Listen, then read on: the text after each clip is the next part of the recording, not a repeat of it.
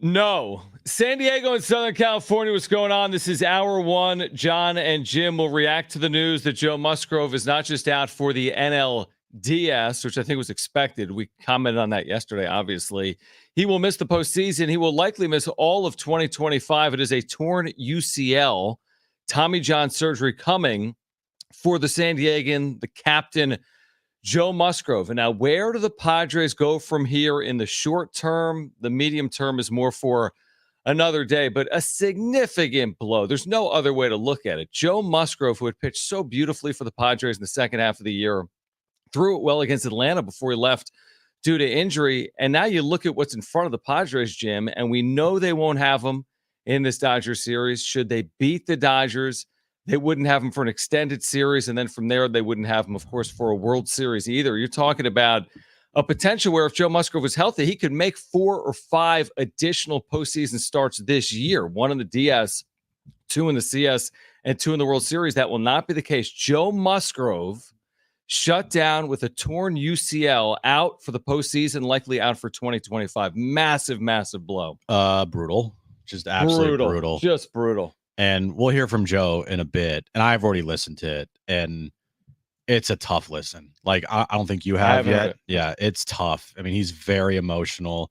We'll play that for you in a bit here, but you know, it's a blow to this team for sure. Going into this postseason, I've been preaching that this rotation with Joe in it, and Darvish, and Cease, and King, that to me is the best rotation in the postseason. I'm not saying that it's still not a very good rotation, but it got taken over the top for me with Joe out there. And it's not just like the rotation part of it.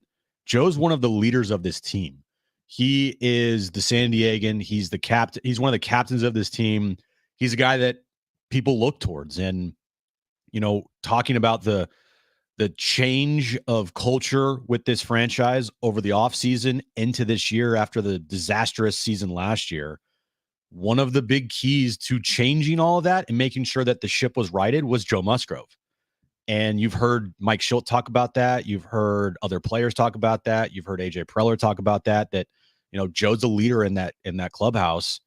And when you lose a leader, it's like a double blow. It's not just that you lose him on the field, but you lose him in that dugout and that clubhouse. And it just, I mean, there's no other way to say it. It just absolutely sucks.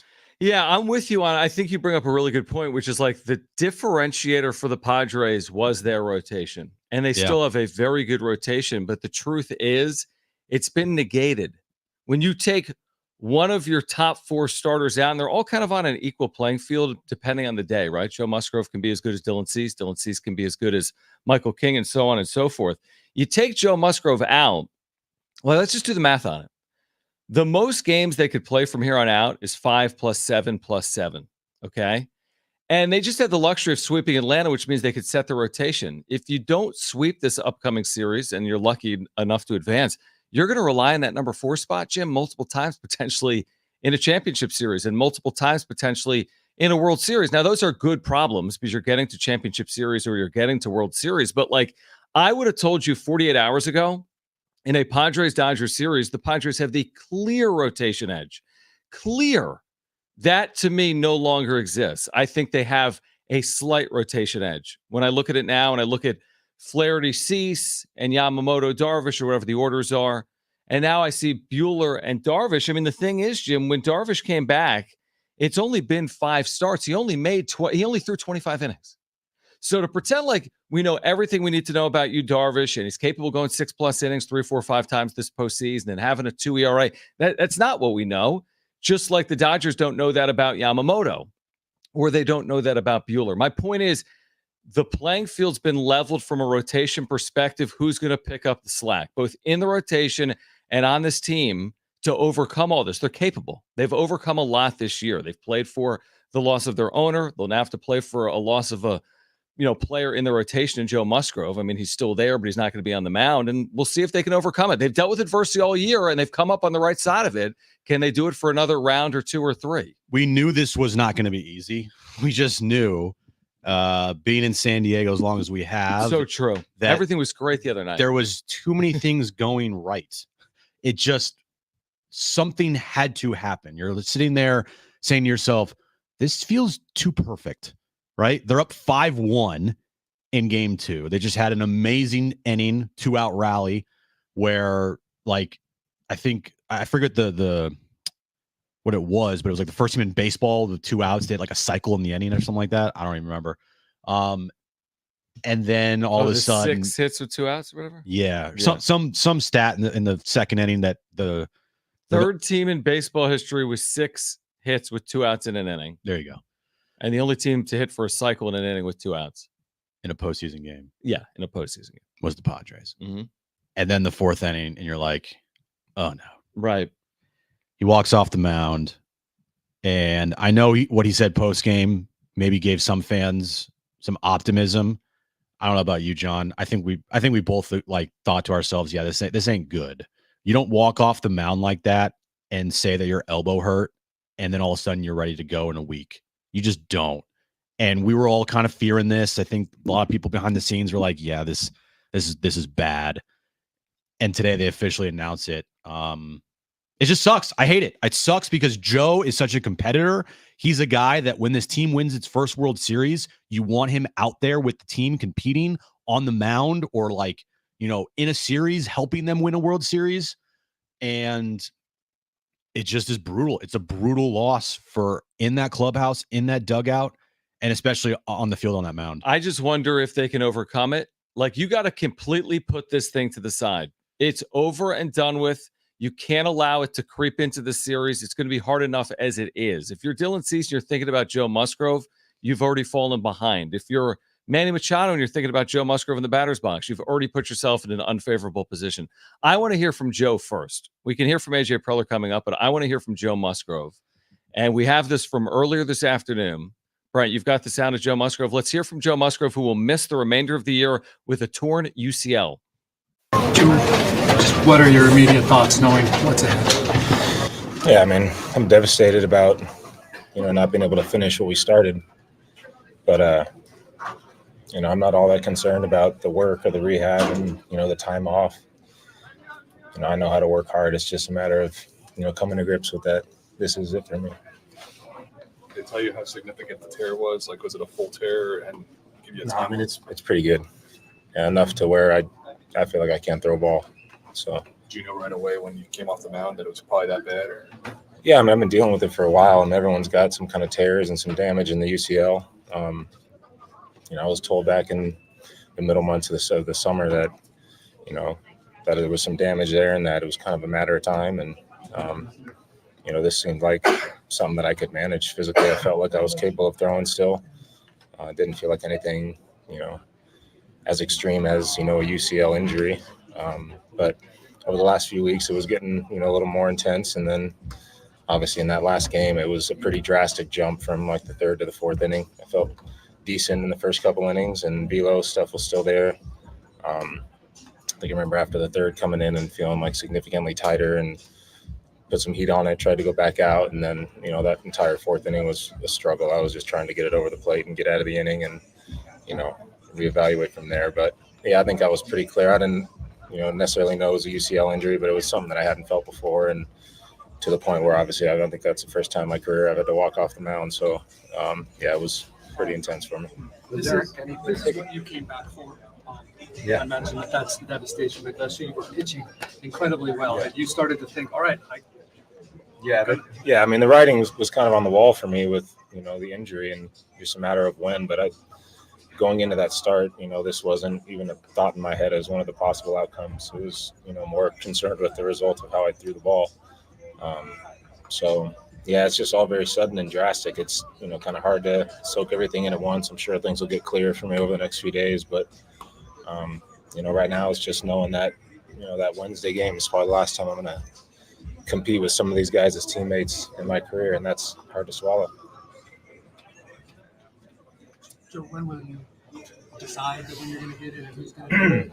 Yeah, I think it's pretty clear that I need it. So over the next few days, I'll call some teammates, some ex-teammates, guys that done it before and been through it. Talk to some of our guys, and just try to do as much vetting of the doctors and the whole process itself, and go from there. I think I've come to grips with the fact that I need the surgery, and I know I'm looking at, possibly a year plus in recovery time.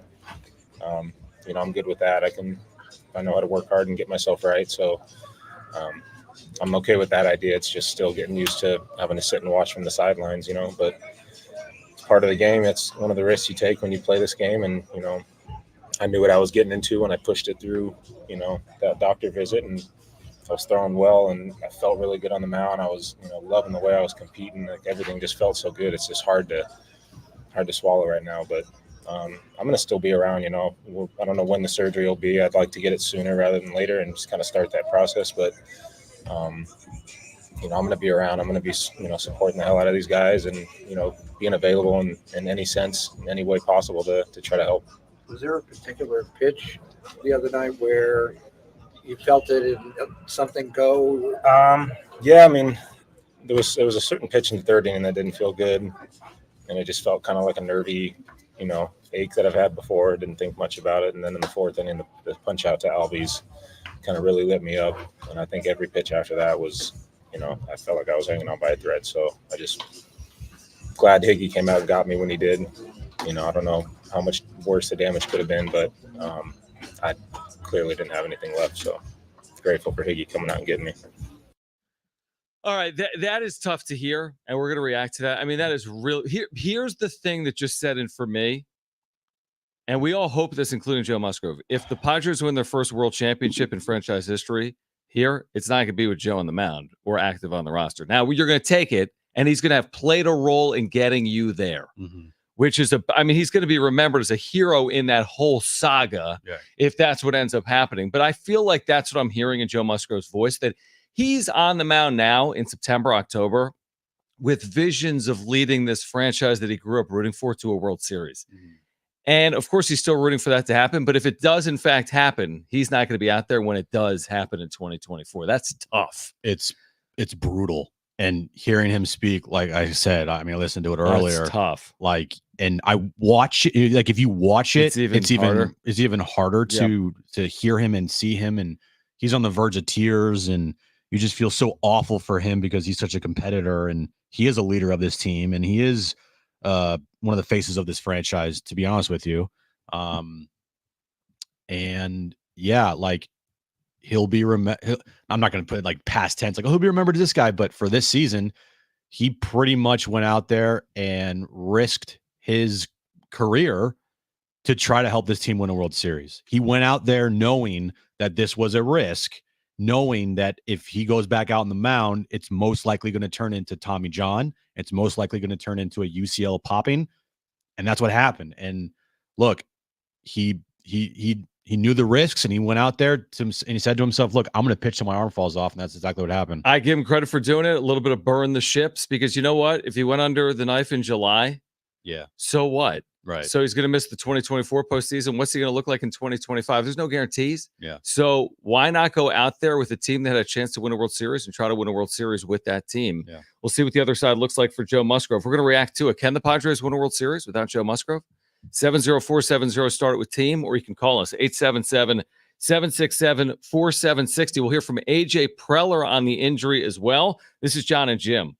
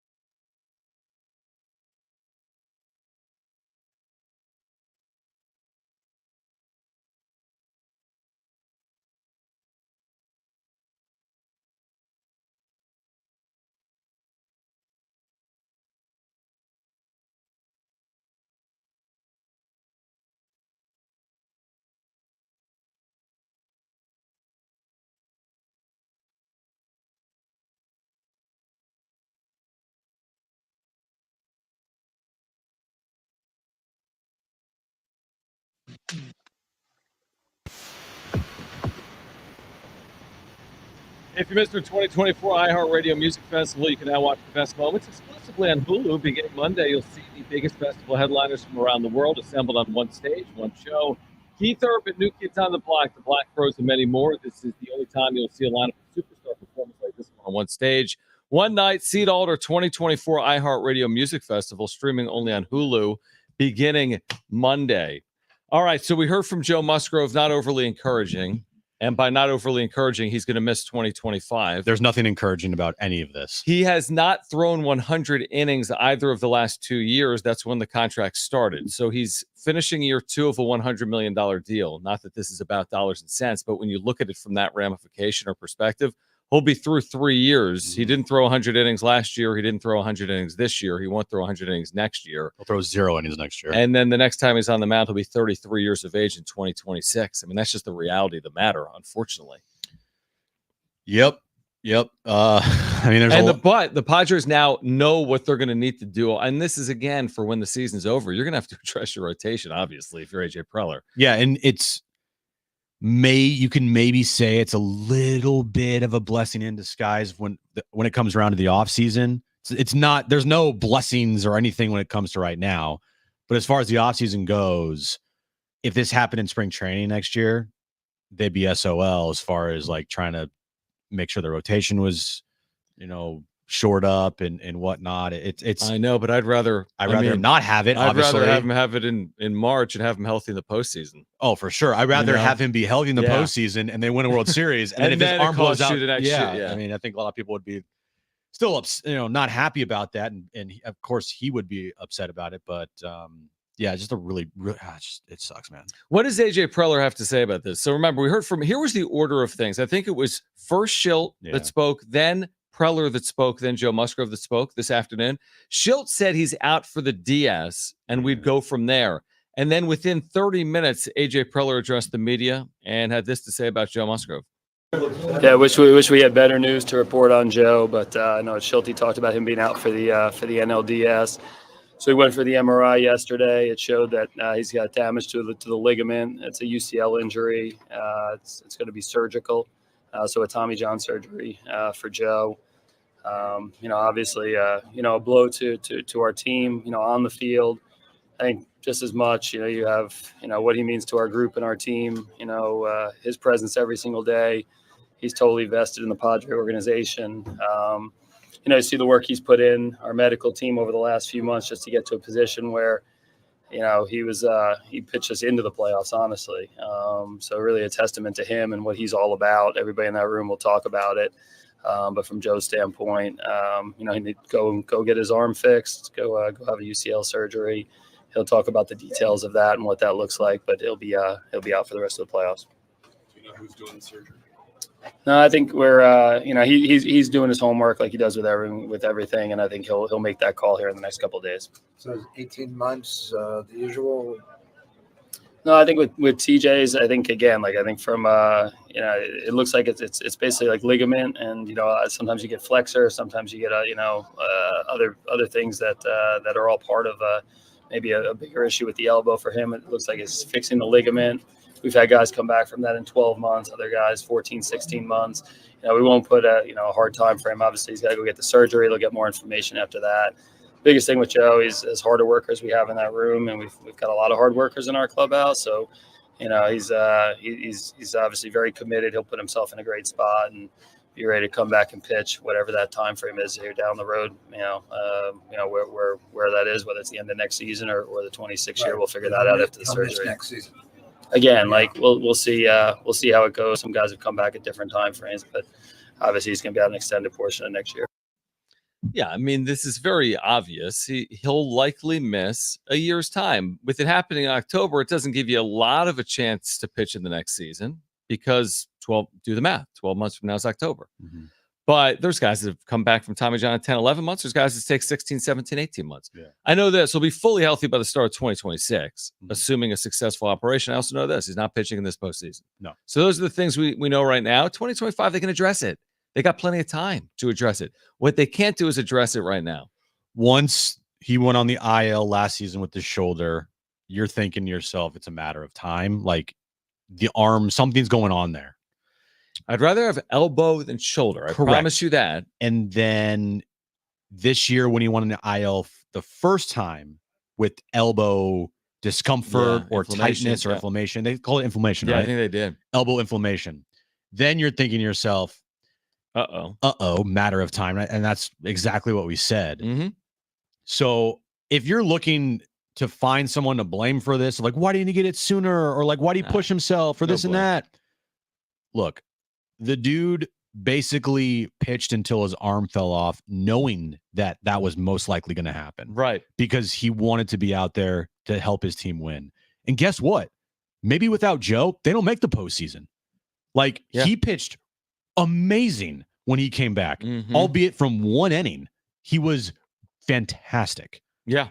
And maybe they don't make the postseason. Maybe they do. I don't know. But it's possible. Definitely helped them get to the postseason and get to where they are right now.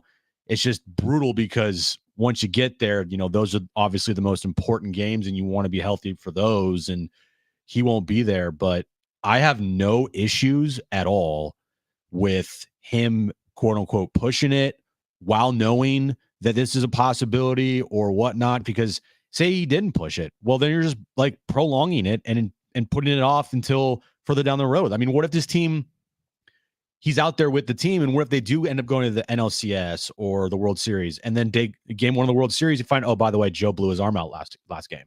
Like, it was eventually going to happen, and it's just brutal that it happened right now. The reality of the situation is this: the Padres will have someone out there in Game 4 in all likelihood, assuming a fourth game in the series, and it's not going to be Joe Musgrove, and Shohei Ohtani and Mookie Betts and Freddie Freeman are on the other side, and it wasn't going to be easy even with Joe Musgrove. I think it's just more challenging now without him. Can it be overcome? Of course it can. This is a really good team, and we'll see if the Padres can overcome it. All right, on the other side, here's what we're going to do. We're going to continue to react. We want to hear from you. Can the Padres overcome it or not? 70470. Start your message with the word team. You can call us 877-767-4760. We will have our Padres insider, Kevin Acee, who broke the news initially, I think. Join us at 4:30 here today. We also have our NFL insider, Cynthia Freeland, is brought to you by Hamul. Joining us at 4 p.m. We're here until 6. It's Jon and Jim.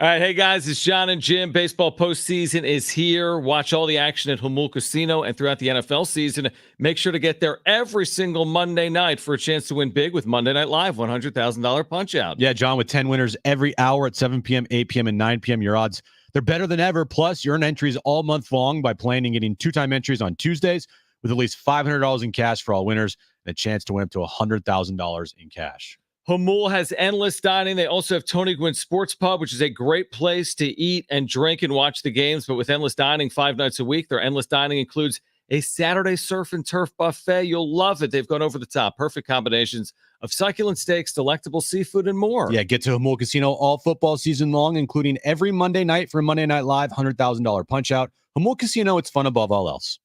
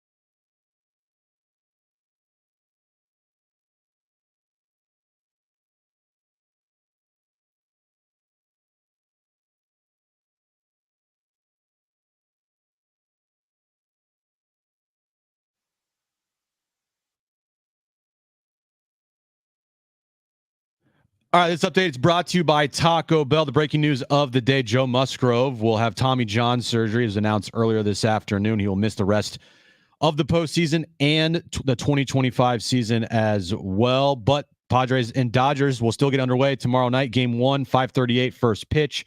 Cease versus Yamamoto. And tomorrow night, Aztecs, they begin their conference play, 5 p.m. kickoff at Snapdragon Stadium versus Hawaii. Our pregame starts at 3 p.m. right here on San Diego Sports 760. The slow-roasted Cantina chicken menu is here to stay with ingredients like purple cabbage and freshly prepared pico de gallo. Try it today at a participating U.S. Taco Bell location while supplies last. Contact store for participation, which varies.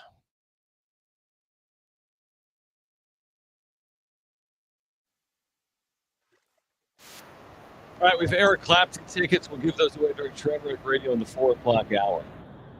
This story, which is so significant in the here and now today on Friday, October 4th, 24-ish hours before Game 1, doesn't go away, but moves to the back page if you win Game 1. You lose Game 1, it's magnified. Mm-hmm. It's just magnified. Everything's going wrong. Everything was going perfectly through that Atlanta third inning. If you win Game 1, I really feel as if this moves to a back burner for the short term. You lose Game 1, it's just magnified. You're like, oh my gosh, you're staring down the barrel of a Game 4 without Joe Musgrove. Can you get it to a fourth game? You're down 1 game to none. Mm-hmm. Now we know in 2022, they lost Game 1 and they fell behind early and they made a game of it. But I remember in that moment in 2022, most people didn't give the Padres a chance. They lost Game 1. It was a nice story. They'd gotten to that round. They rattled off 3 consecutive wins. So win Game 1, and for me, this story remains significant, but you can kind of push it off for another day or two. Lose Game 1, and there's no getting around. You don't have Joe Musgrove, and now who's starting Game 4, and you're trailing by a game, and it just gets harder. Losing Joe does not change the mission. Exactly. And while, yeah, I mean, it sucks. Like, you lose a key contributor to your rotation, you still have Cease, Darvish, and King. And you've seen World Series teams win with less than that. Mm-hmm. So it can work. Like, it can happen. Like, the loss of Joe does suck and it hurts the rotation. But that doesn't mean this team still doesn't have a good chance to win a World Series or get to a World Series and get past the Dodgers here. They still have a really good chance. Their lineup is still really good. Their front 3 starters are really good. They still have a really good back end of your bullpen. Like, they have still that it to them. Like, this doesn't change the mission at all. It doesn't. It's a brutal loss. It sucks. But next man up, and you got a game tomorrow, and you got to try to win Game 1. And you're absolutely right. Like, you win Game 1. It doesn't even take away that Joe's out, but it lessens the blow, and it makes it like, okay, it gives the team like that belief of, all right, we can still do this. And so, yeah, I mean, going forward, they're going to have to once again overcome an injury, and once again, try to play their best baseball against the Dodgers. And yeah, it's going to be tough, but I think we all knew that yesterday as well. Like, this doesn't really. It sucks from a standpoint of, like, it's confirmed. Like, when you hear it, you're like, oh. But yesterday, truthfully, we were all saying to ourselves, it might be bad. Well, yeah, we all knew, and by all, I mean, we said yesterday we didn't think he'd pitch in the NLDS, but we also heard out of his mouth that night, I'm hopeful to pitch again in the postseason. Now, I immediately said that means he's not pitching in the next series, because why would you say it that way? But you held out hope. He also said, my elbow hurt. True, but you held out hope in the moment that when it comes right out of his mouth, that there was a chance he was going to pitch again. And now we know he's not going to pitch again. And they're just going to have to deal with that. The other thing we learned today that I heard Mike Schultz say was that they're going to pitch to Shohei Ohtani. Like, he flat out said it. He's like, we're going to challenge everyone in their lineup. If there's a circumstance where we need to work around him, well, of course, we're going to treat it the way we should from a strategical perspective. But he flat out said they're going to pitch to Shohei Ohtani. Dylan Cease was later asked about it by Kevin Acee, and Dylan Cease said the same thing, that he's like, the best way to deal with this is actually to challenge, because if you don't, you're getting yourself in more trouble. Why do you want to work around Shohei Ohtani and be like 2-0-3-1 counts? Like, you're either going to put him on and work around him, which isn't the Dylan Cease or Mike Schultz way, or you're going to get yourself in trouble. So we talked a lot about this yesterday. My strategy is like, don't even deal with this dude. Make someone else beat you. I do not think that's going to be the Padres strategy at all. I really don't. I'd be surprised if it was, in fact. Like straight up going up? Yeah, face it. I mean, that's what they did during the regular season, right? They didn't intentionally walk him. Well, they're not going to – Schultz not going to go on the podium and be like, we are throwing up the fours every time Ohtani's up. Nobody said the opposite. He said, we feel confident that we can get him out. Like, we're gonna work inside on Ohtani and try to move him off the plate a little bit. No, he said we're confident that we can get him out. I know. And that could be some famous last words just because of how good Ohtani is. I just think that tomorrow night, it will ease a lot of Padres fans and us as well, like nerves, if Dylan Cease goes out there and just pitches like an ace, which he is fully capable of doing. Like, it just will make everybody feel that much better. Like, am I saying go pitch like Michael King did on Tuesday night? No, I'm not, because that might be a stretch. Like, that right there's top of the line. 7 innings, no earned runs, no walks, 12 strikeouts. You're not going to get much better than that in a postseason game, in today's postseason games, right? But if he can go out there tomorrow night and pitch like we've seen him pitch this season, yeah, dude, it's gonna ease a lot of people's nerves. And if they go out and they could take game one, then yeah, I think a lot of people will have the reset button of, okay, we lost Joe, but we can still do this. And we still are on a mission, and nothing's going to stop us. Yeah, I mean, I agree with you in terms of they're still well-positioned, probably as well-positioned as they've been since 1998 to win a World Series, which means they've got a realistic shot. They're among a series of teams that has a realistic shot. If you thought they had this unbelievable advantage that no other team possessed, that they could ride to a World Series title, I think that's changed. I don't think they have such a clear and obvious advantage in the rotation, neither in this Dodgers series, truthfully, because I don't think Jack Flaherty and Yoshinobu Yamamoto are nobodies based on what they're capable of doing, nor do I think Walker Buehler's a nobody, truthfully, even though he's been completely up and down. And then I look at, even if you are lucky enough and fortunate enough to advance, there's no way anyone would tell you that's unbiased that the Padres would have a rotation advantage over Philadelphia if the Phillies move on in that instance. And if it is the New York Mets, for example, everyone would be picking the big city, the red hot, nothing can stop them. Look how they got in. I'm just saying this. They absolutely have a shot, but has it been lessened by what has transpired over the last 48 hours? A little bit, for sure. The question is how much? That's the question. I think if they advance here and they get past the Dodgers, don't want to look too far ahead, but if they get past the Dodgers and they say they face Philadelphia, then it matters, because I think then now Philadelphia, you could argue, has a better rotation than the Padres. Like, the depth of the Padres rotation with Musgrove in it gave me the confidence to say that they're the best rotation in the playoffs. I think they still have a better rotation than the Dodgers, truthfully. I think they have a better rotation than the Mets. And I think they have a better rotation than everybody in the American League, other than like Skubal and Garrett Cole and so forth, right? Top end talent, maybe is up there, like they're not on the same team, right? But and I'm talking about just like teams, right? Yep. So really, when you look at it, if they were to face the Phillies, that's when you might really feel the loss of Joe.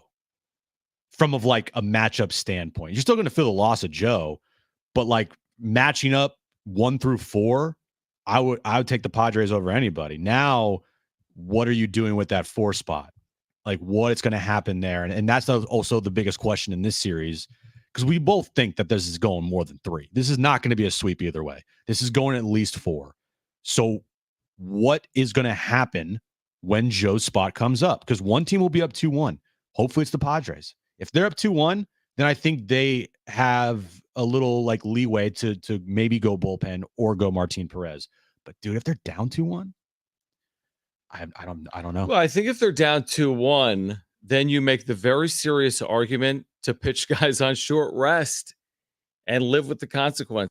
Then Dylan throwing game 4 on 3 days rest, and then you Darvish could throw in game 5 on how many days rest? From Sunday to regular rest. Normal rest. Yeah. That's the only option. That's the only option. If you're down 2-1, you say, screw it, Dylan Cease, get back out there in 3 days. If you're up 2-1, play it much more cautiously, and you hope to navigate 9 innings with your bullpen. That's how you do it. That's the formula. Yeah, thank goodness for the off day, the extra Yeah, off day after game 4. exactly. So Now I think it's a lot more challenging in a 7-game series that's because where that you're gonna spot feel comes up twice. Where you're gonna feel it. Yeah, that's it depending on now again, if you like flip the Dodgers and it doesn't, you can maneuver your rotation. Or it would come up. It wouldn't come up 7, right? 4. It would not be 4 and 7. It would be 4. Well, it wouldn't be 4 because if you go 4 or 5 games, his spot's back around, isn't that's it? right. You don't Well, reset it. Yeah, you're right. Yeah, because you'd be using Dylan Cease in game 5. So who's throwing game 1? Or you'd be using Dylan Cease in game 4. And then who's throwing game 1? And who's throwing game 2? Well, that'd be King. But okay, so now it's games 2 and 6 or 3 and 7. You're right. That's the problem. That was the point I tried to make 30, 40 minutes ago, which is like this round, it's one game. And if you're fortunate enough to advance, it now becomes potentially multiple games. And like I said, the max number of games they can play from now until the end of the season is 19. His spot in the rotation would come up 5 of those 19 games. That's over 25% of the time. Yeah. And if you played less than 19 games, it could come up like 5 out of 18 or 5 out of 17. It's a lot of workload that someone else is going to have to cover. Well, I mean, is anybody surprised that this type of stuff would have happened to a team here in San Diego? Like, you got to prepare for it, and I'm sure they're prepared for it. You got to pivot, and everybody's like in mourning right now. But Next man up. Once 5:38 happen, first pitch tomorrow, it's game on, and nothing changes, and you're locked in. And this team still has the same goal. It's just got a little trickier going forward. If they can overcome this, then it really is a dream season. It's been a dream season to this point. It becomes more of a dream season if they can overcome this. Now, do they get a shot in the arm from something that the Dodgers said yesterday? Oh, we will explain on the other side. Plus, Cynthia Freeland, NFL Network, will join us at 4 p.m. And Kevin Acey is our Padres insider. He's on the show at 4:30. This is Jon and Jim.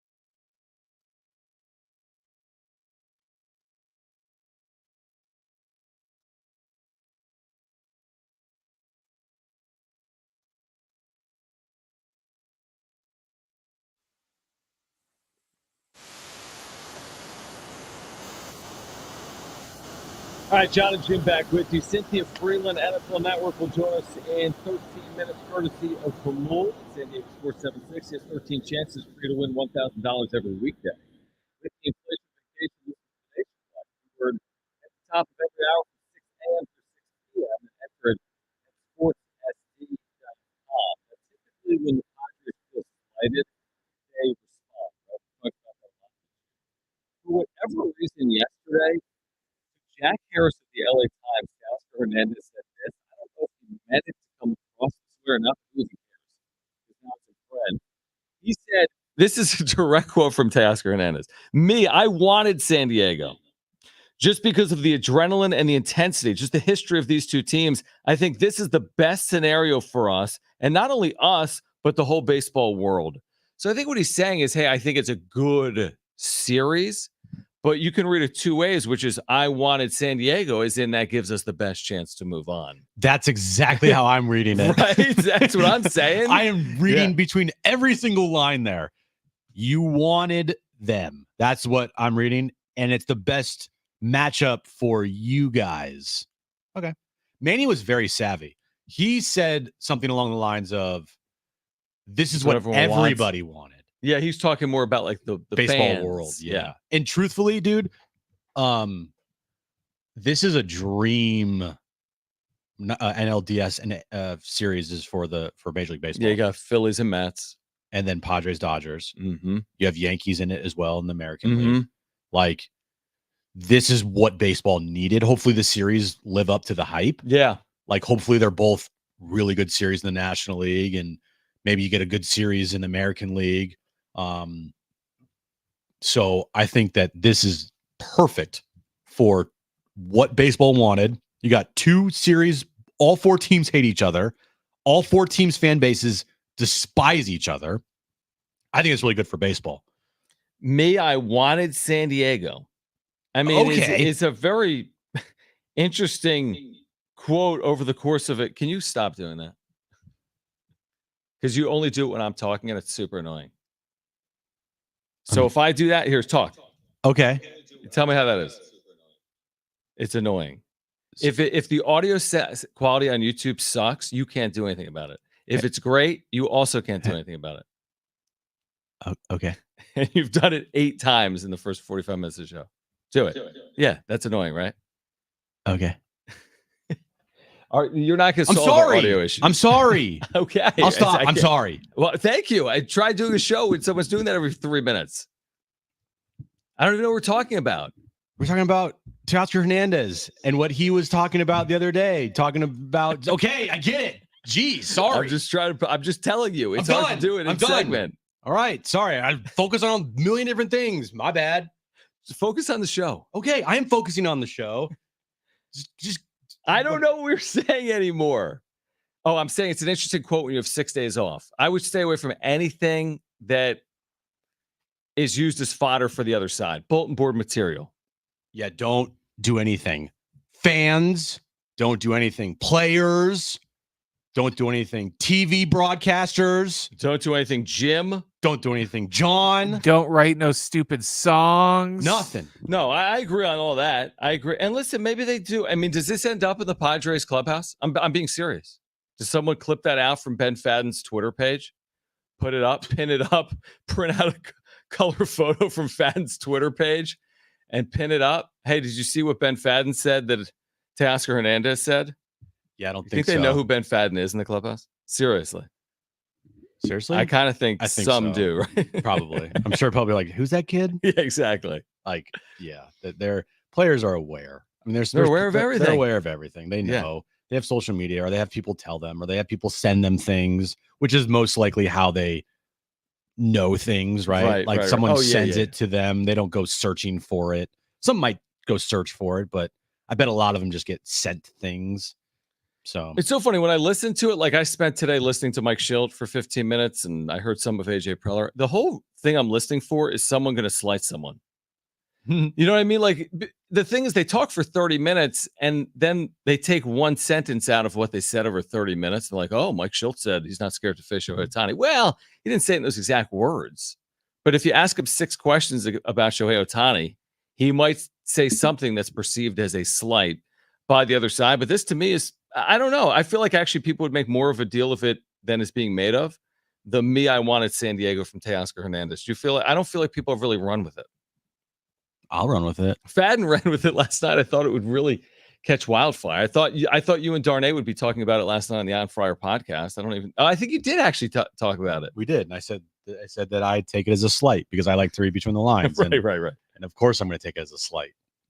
They might need it, though, is my point. They might need to use things like that to their advantage now that they're without a Musgrove. I mean, it's not like you need a reason to play up. It's the postseason. No, I don't think there's any issue with it. I think the thing that's blown way out of proportion, truthfully, and I just saw it on SportsCenter, is the narrative that the Padres are limiting access to Dodger fans for Petco Park.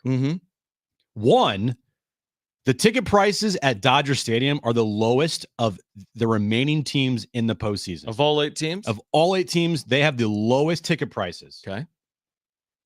And number 2, that ballpark ain't even sold out yet. I think it might be now. Eventually it probably will get sold out. Right. But I mean, I was listening to some people up in LA today, like talking about the series.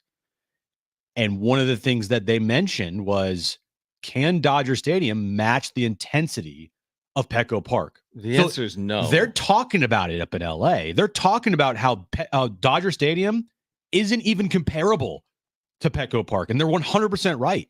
Yeah, it's a very blah atmosphere on television. Oh, and by the way, I'm looking right now. It really is. Again, you know that the second the game starts is not fully full. You know that people are going to leave. It's almost like there's this expectation at some point the Dodgers are going to turn it on and win the game. So like the first 2 or 3 innings, it's not like this unbelievably raucous environment. Yeah. By the way, I'm looking right now. There's a couple dozen, maybe more than that, tickets available. I can buy them right now. Buy them right now for $140 each. Yep. You know, I mean, they're available. Yeah. Dodgers.com. And that's actually really good compared to what Padres ticket prices are. I think the lowest ticket price is around $300. Right. And that's standing room only. Yeah. So, I mean, this game's sold out. It's like 2 dozen tickets. Yeah, it will be. But I could still buy them the day before for $143. Yeah. I think there's going to be a lot of Padres fans there. I really do. I don't think we're going to see it at Petco with Dodger fans, but I think we're going to see a lot of Padre fans tomorrow. Yeah. And we'll see here how it will look in San Diego if the Padres are down 2-1 on game 4. Right. I do think there will be maybe a handful more Dodger fans in the building, but just in general, right? Yeah, but overall, the atmosphere at Petco will be a home field advantage, 100%. I have no doubt in my mind about that. Because Padres fans have already bought out tickets throughout, I think, us. And what was it? There were only 1,000 tickets remaining once the DS round got announced. Yeah, they sold it in 5 minutes, but they gated it. That's fine. To San Diego. Good, as you should. Yeah, it's not, who cares? Now, have the Dodgers gated it? No, which is why I think there's going to be a lot of Padres fans there. And I love the argument from idiotic Dodger fans complaining about Petco Park not opening up ticket sales outside of the San Diego County. Why don't you just buy tickets to go to Dodger Stadium? Why are you so concerned about Petco? Or if you have something called the internet, you can just use it and buy whatever you want. This isn't news. I mean, you could just go to like any secondary ticketing site and buy things. Like go to your own stadium first. Right. There's tickets still available for tomorrow night. Cynthia Freeland, NFL Network, will get us ready for week 5. Plus, Kevin Ace, your Padres insider at 4:30. It's Jon and Jim.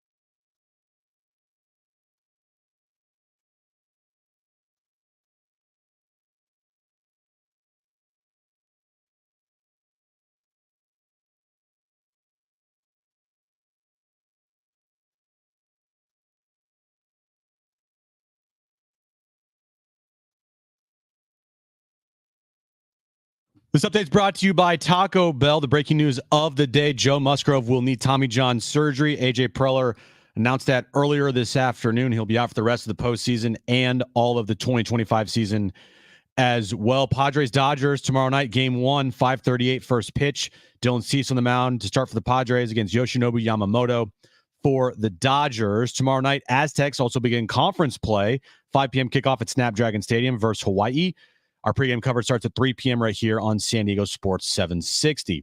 The Slow Roasted Cantina Chicken Menu is here to stay with ingredients like purple cabbage and freshly prepared pico de gallo. Try it today at a participating U.S. Taco Bell location while supplies last. Contact the store for participation, which varies.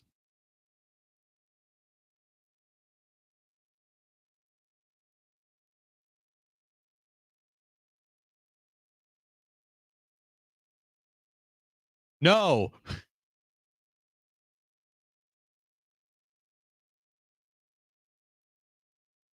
Right. The answer on Musgrove is no. Yes. The big voice guy has to voice it before right this second. He's not live in studio. He's out. But we'll just continue to tell you the answer is no. The answer is no. Musgrove's out. You know that by now. We're going to catch up on all things NFL, hopefully momentarily. We're trying to connect with Cynthia Freeland, NFL Network. She will join us every Friday at 4 p.m., although not exactly right now. It's Friday at 4 p.m., so hopefully every Friday at 4 p.m. Kevin Acee will join us from Los Angeles at 4:30.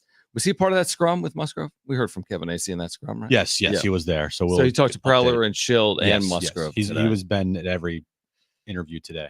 Try her one more time, right? I have the right number in there, I think. She's calling you back, maybe. I can't see. Oh, our thing still don't work. That's great. The call screen. Jeez. Let's get. We're gonna get Cynthia Freeland in here from the NFL Network. I think in a moment. There was a wild game last night in the NFL that saw an overtime thriller, an Atlanta win, and Kirk Cousins throw for over 500 yards. Like what? It's been hard for anyone to throw for 300 yards this season. Yeah, he threw for 500. Passing numbers are down. Both quarterbacks played really well. Baker threw for 3 touchdowns. Kurt threw for 500 plus yards and 4 touchdowns, I think. Is it the greatest game on Amazon Prime Thursday night history? Honestly, probably. What was the final? 42-36? Or 36-30? Okay. What? 36-30. Is that what it was?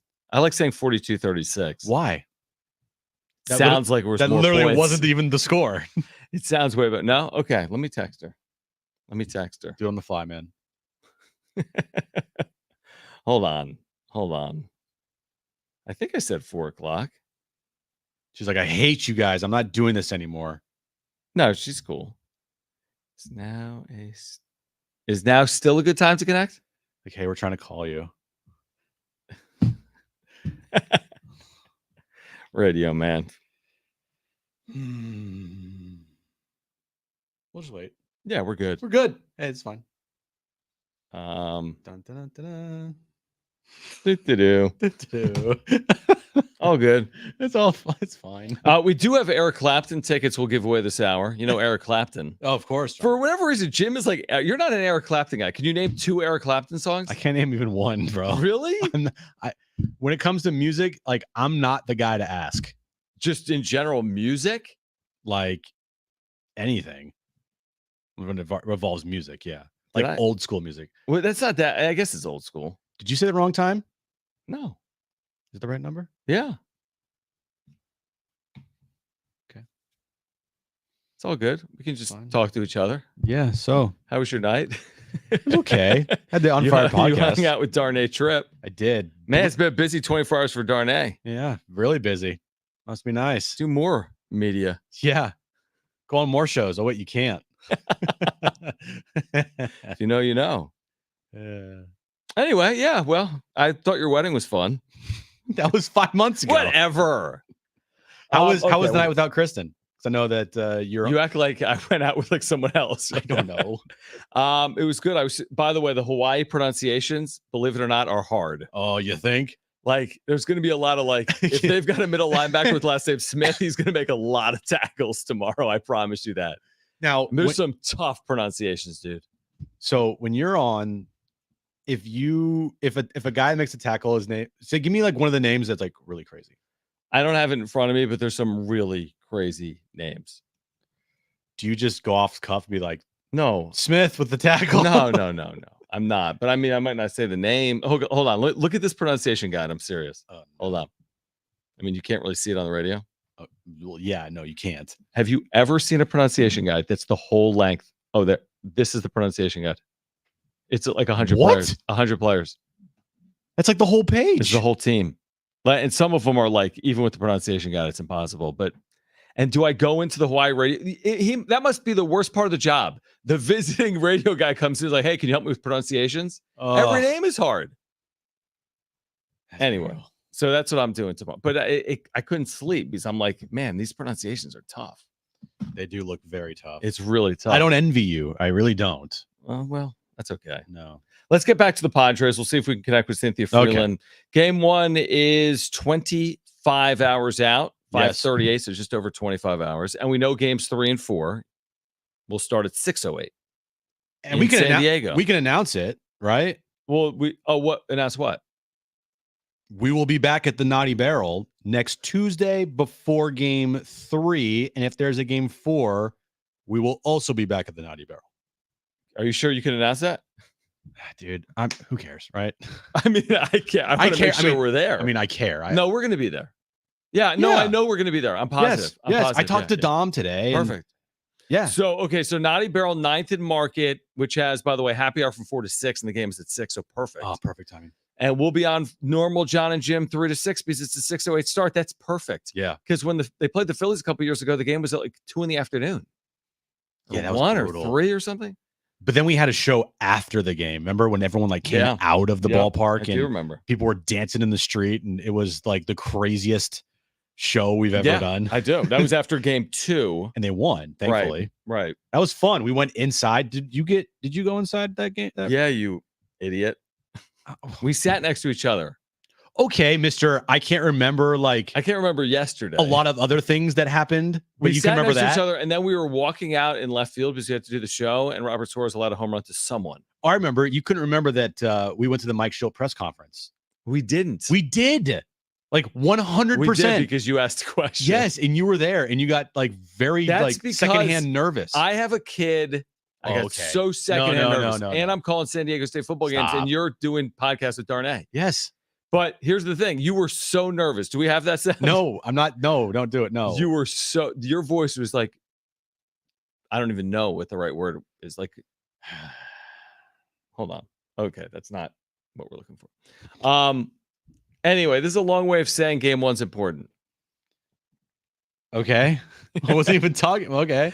I don't know what we were talking about. We were talking about the last time the postseason was here in San Diego. Well, NLCS. NLCS. Yes. Well, last time it was here was last week. It was 2 days ago. Right. Jeez. Exactly. Anyway, we're going to be at the Naughty Barrel. Correct. Tuesday and likely Wednesday, barring a 3-game sweep. I don't know the exact times yet. I'm just going to assume regular show, but who knows? We'll figure it out. What do you mean you don't know the exact times?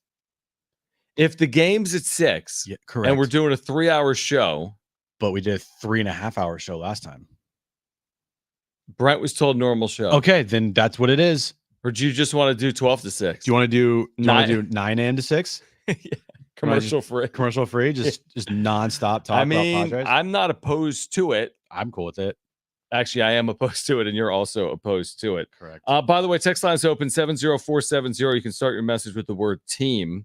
There are people still chiming in on this absurdity of why did the Padres put geofencing on ticket sales?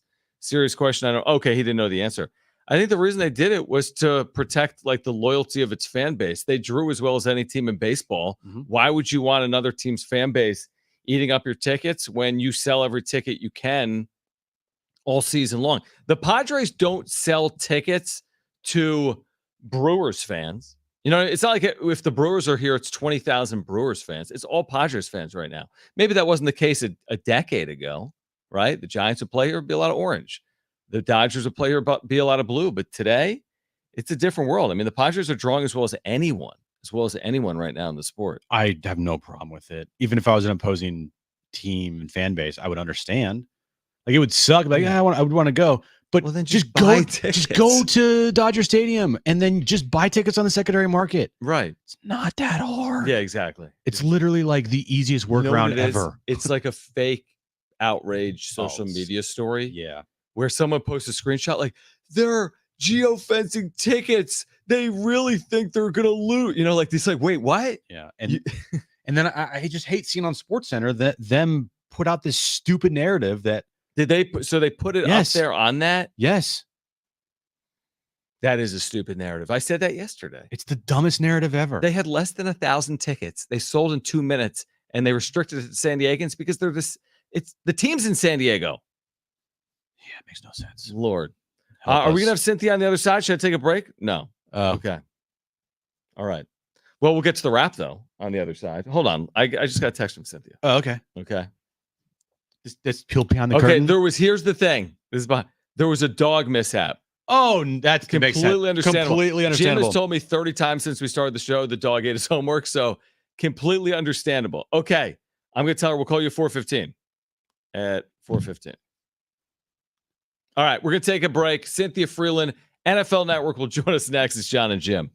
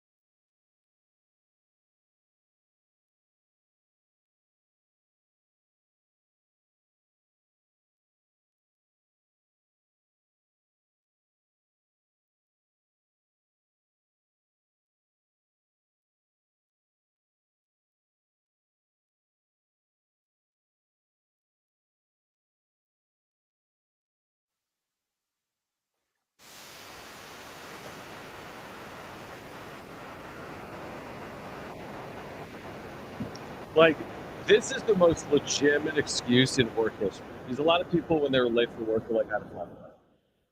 Maybe some people do,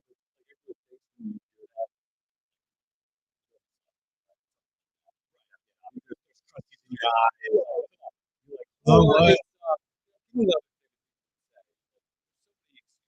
Flat tire. Flat tire. My dog ate something. But like, this is an excuse. So I can't text. This one, Cynthia is now so good. She's like, sorry. We had a little dog mishap. And then let's just say a squirrel didn't make it. Okay, I hate to do this. I'm telling our listeners what happened here. I'm like, sometimes people say like I had a flat tire. So it's like people shouldn't have a dog mishap before like that's the picture. What happened? Your dog ate a squirrel? What happened? I mean, I think about it as a toy. I don't know. He didn't take it, and then he would take it out of his mouth, and I couldn't handle it. So I was just basically like trying to figure out. Well, yeah, it's a lot. Whoa! You guys are like taking a week off and talking to us. This just happened at the time. Trying to get in a quick body run before it's started. Nope, that's what we're going to do. Was a murder. He's a murderer. So murderer. Alive? I think to be fair, this girl's kind of an idiot ran by his mouth. Like my dog is not known for like clumsy or anything. So this girl just chose the wrong direction. Went right into it. It was like almost like a comedy of error. It was gross. Like I was like, oh my god, I don't know if I can handle this. Well, what you're saying right now, and you can't see us, but Jon is squirming so much because I know I'm squirrely. Did you? I mean, this is probably going too far, but do you have to like take the squirrel away from your dog? Like how? Yeah. He would not let go of it, and I had to step on the tail of the deceased squirrel to pry it from his mouth. That was the only way I could, because I couldn't do it with my hands.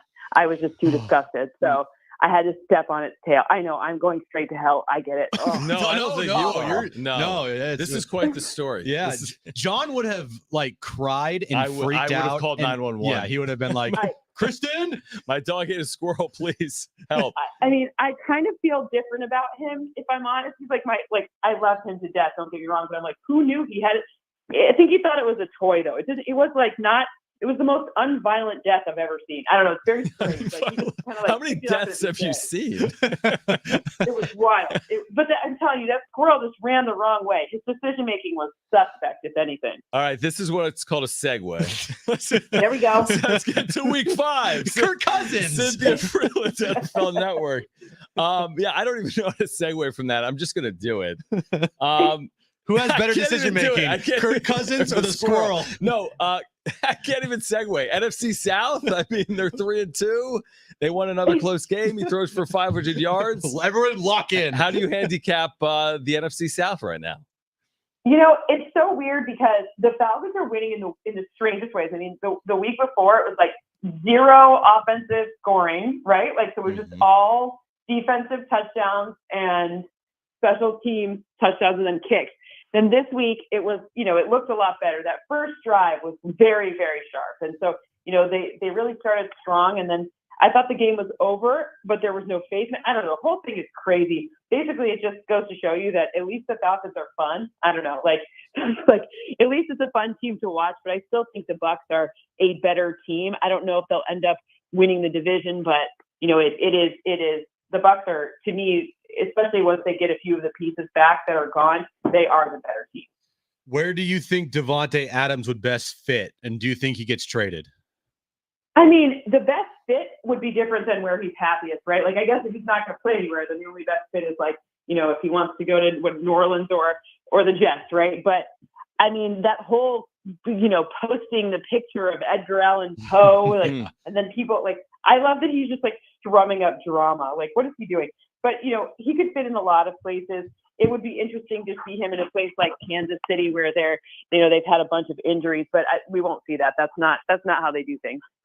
Cynthia Freeland, NFL Network, with us right now on Jon and Jim, San Diego Sports 760. Is what we've seen from Jaden Daniels going to continue? I mean, maybe not at this rate, right? Isn't he completing some ridiculous percentage of his passes this year? But how impressive has he been, and how much of this is sustainable?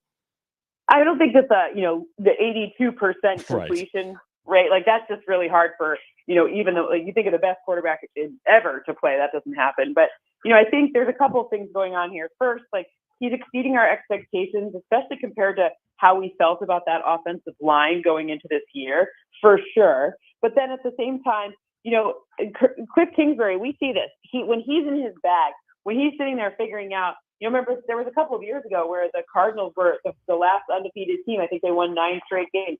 It's like he has this like perfect playbook for a little while. But here's where we're going to have to see what happens. Do they have enough pieces? Is the defense good enough? Is there enough of a push with that O-line to help them when people start to have specific game plans for Jaden Daniels that aren't like, hey, just make sure he doesn't run. Like, how is he going to do once defenses sort of figure him out, right? That's going to be the true mark of just how good he is. But to be clear, he's very good so far, at least. Yeah, he's been amazing, and he's helped my fantasy team a lot. Moving over to a game this weekend here, Cynthia, that feels like it's season's on the line type of feel. Bengals-Ravens. Bengals could fall to 1-4 here, and Ravens have kind of righted the ship. Obviously, Derrick Henry has been fantastic for them. Does it feel like it's do or die right now for the Bengals? Yeah, the weird part is they have so many injuries on their defense that, like, they brought in, obviously, lost DJ Reader to the Detroit Lions, and they bring in Sheldon Rank because he hasn't played. They got Chris Jenkins, who they drafted in the second round. The only time he played this first game last week, right? First time ever seeing NFL action, no preseason, nothing. So shoring up the run, this is just not a good week for that. Like if they were playing a team that didn't have as much of a push up front with that run game, both by the quarterback and by a man who's a human tractor, like, then it could be a better fit. But this is a bad matchup for them. So it is do or die time. They are playing at home. Obviously, we're always going to believe that Joe Burrow is capable of magic, and he's looked great this season. It's just, will that magic be enough to overcome what the Ravens have got going on for them? And that's very hard for me to point to and say, it would be contrarian for sure. But the Raiders, the Raiders did beat the Ravens, so it's not impossible. One in Houston between the Texans and Bills, a pair of 3-1 teams. What do you make of this opportunity, I guess, for the Texans at home, trying to get to 4-1 overall? Yeah, I mean, look, here's the problem. Every time I read my email, I get another alert from our news department saying another Bill isn't playing, right? Ed Oliver not playing. Of course, we know Von Miller's suspended. Of course, we know, like, is Deion Dawkins going to play? I don't know. He practiced, but he left last game. Like, there's just a lot of pieces to that team that aren't there. And at some point, you're going to have too hard of a time. When, like we saw it last week, they just didn't have the horses to be able to stop the Ravens. And it's nothing to say about, that's 0% on Josh Allen, who's proven that he is elite for sure. Zero question in anyone's mind. But, he can't take on an entire team himself, especially if the defense is going to totally, not hold up their end of the bargain. What's your dog's name? Well, there's 2 dogs. Gordy is the bigger one, and Clyde is the newer one. Gordy's the killer. Gordy's the killer. Gordy's the murderer. How old's Gordy? Gordy Howe. He's named after Gordy Howe. Oh, love it. Okay, wow. How old's Gordy? 2. 2. Oh, so he's just a pup. He doesn't know any better. He's just a baby. He's just a baby. Oh my god. What kind of dog is it? He's a Shepsky, so he's a rescue, but we did his DNA, and he's a German. He's mostly Husky, but then German Shepherd and a little bit of Malamute.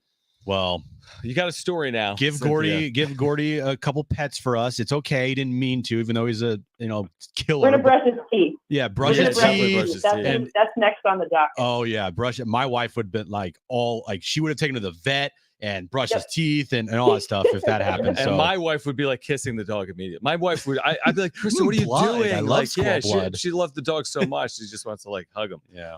Cynthia, appreciate you I want to doing hug it. him too, but I mean, it's like, that squirrel was like, that's a dead squirrel. That's disgusting. That's Squirrels not good. Squirrels belong outside. We look at them. We don't put them in our mouth. No. Let's do it again next week.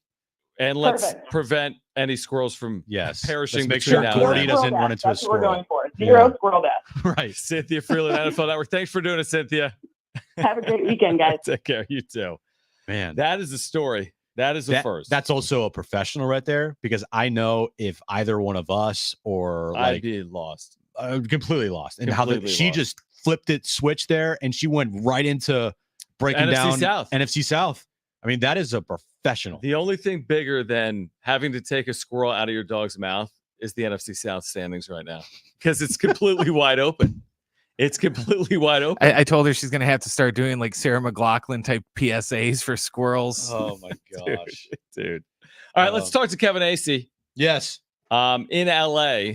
No squirrel talk probably with Kevin. Kevin No. Acey on Joe Musgrove and the series that begins tomorrow night. Kevin Acey, our Padres insider, joins us next.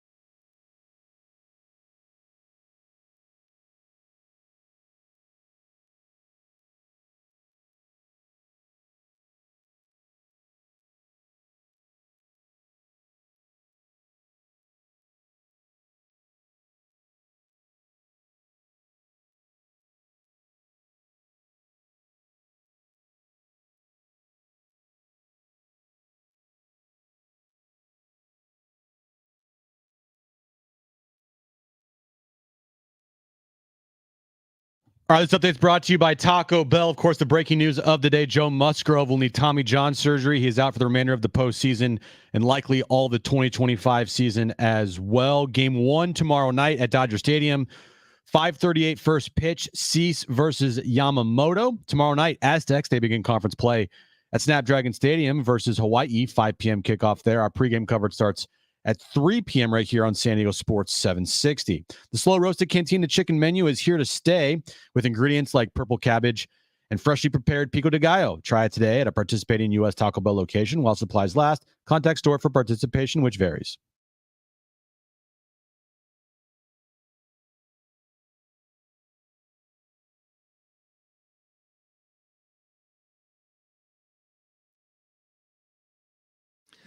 All right, Kevin AC in LA. Padres Dodgers game 1 is 25 hours from now. We get the disappointing news official today. Joe Musgrove out for the postseason, likely out for all of 2025 with the Tommy John necessary on his elbow. So, Kevin, we always appreciate the time, especially doing it a couple of times in 1 week. But it's obviously a setback, clearly, but can they overcome it, I guess, with where they are in the postseason? How do they plan to overcome the loss of Joe Musgrove for the remainder of the postseason? And thanks for joining us.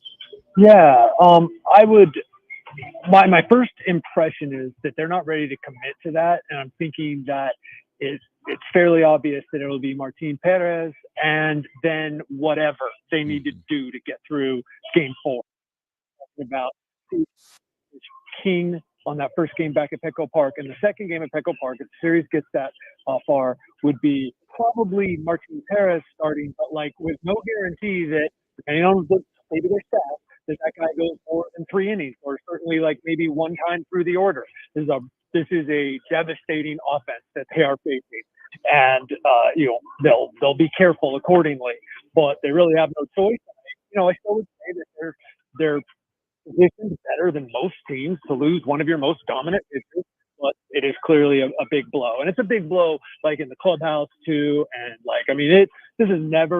it's never cool to have to be in one of these press gaggles with a player, but especially when it's someone that like I admire, that pretty much every San Diegan admires, who no matter what you might think or whatever, you cannot deny this guy gives everything to the team and to the San Diego. Like it's pretty rough on them right now.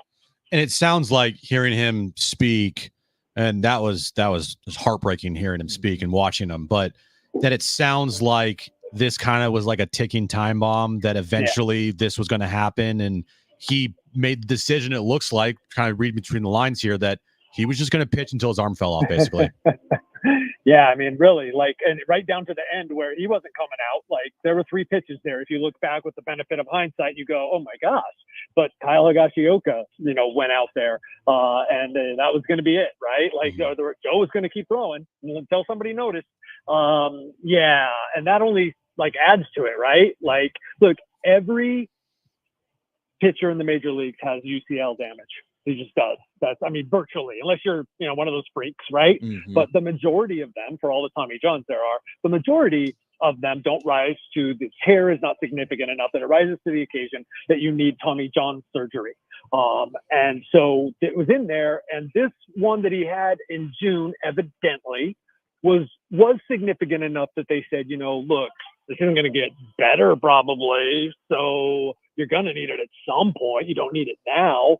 And Joe decided he's not going to rest it. There's no reason to. Let's go. Let's go. And that was exactly what you thought. Like, my first thought is, like, Tommy John is the most arduous recovery that they're, bat an ACL. They're reconstructive surgeries. And my first thought is like, yeah, well, he's out for next year too, because it's already October. But like, if there's anyone who's going to be fighting to like break some sort of record for pitchers, right? He's not going to break Bryce Harper's record.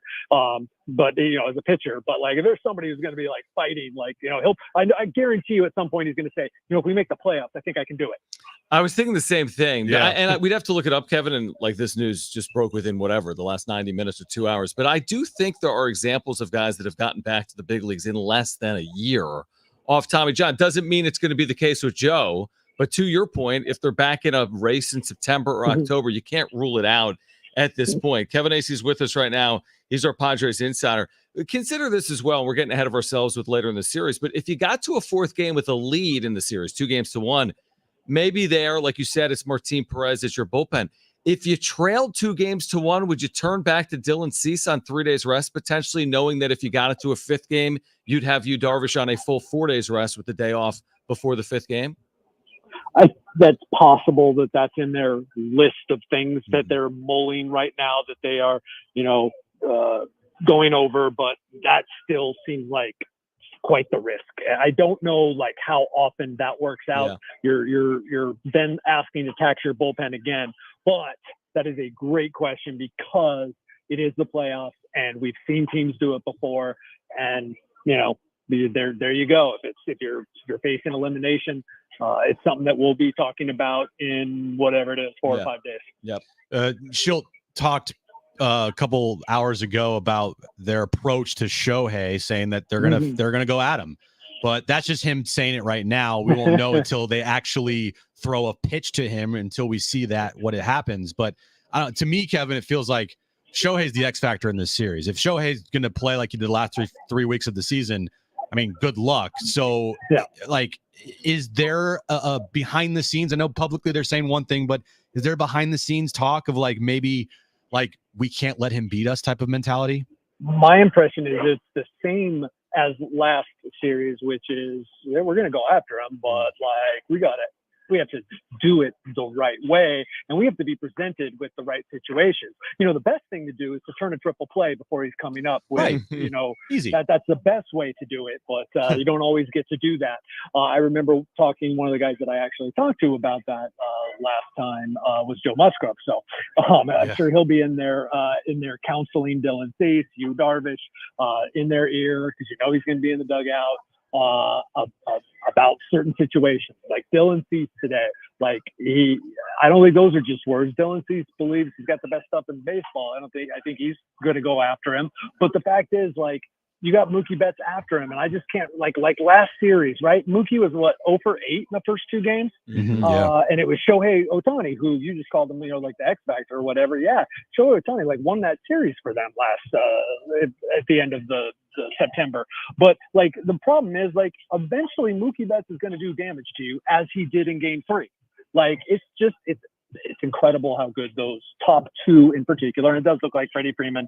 But I was just thinking back today, to the iconic 1-2-3 that Josh Hader pulled in Game 5 Game 4 back in 2022, and that was incredible. Trey Turner, Mookie Betts, and Freddie Freeman, and that this time it would be Shohei Ohtani, Mookie Betts, and Freddie Freeman. It's incredible. And also, by the way, the bottom of their lineup is better than I remember in recent years. And so that's a huge key in how do you face Shohei Ohtani. Don't screw up against those guys. Don't be walking the number 9 hitter. Yeah, no, it's an interesting point. I mean, Kevin Acey is with us right now, our podcast. I was thinking with Freddie Freeman, and I don't know if you have the latest there, if you expect him to play Game 1 or not. Most teams, if you had a player of Freddie Freeman's quality and he was dealing with something, you'd just DH him.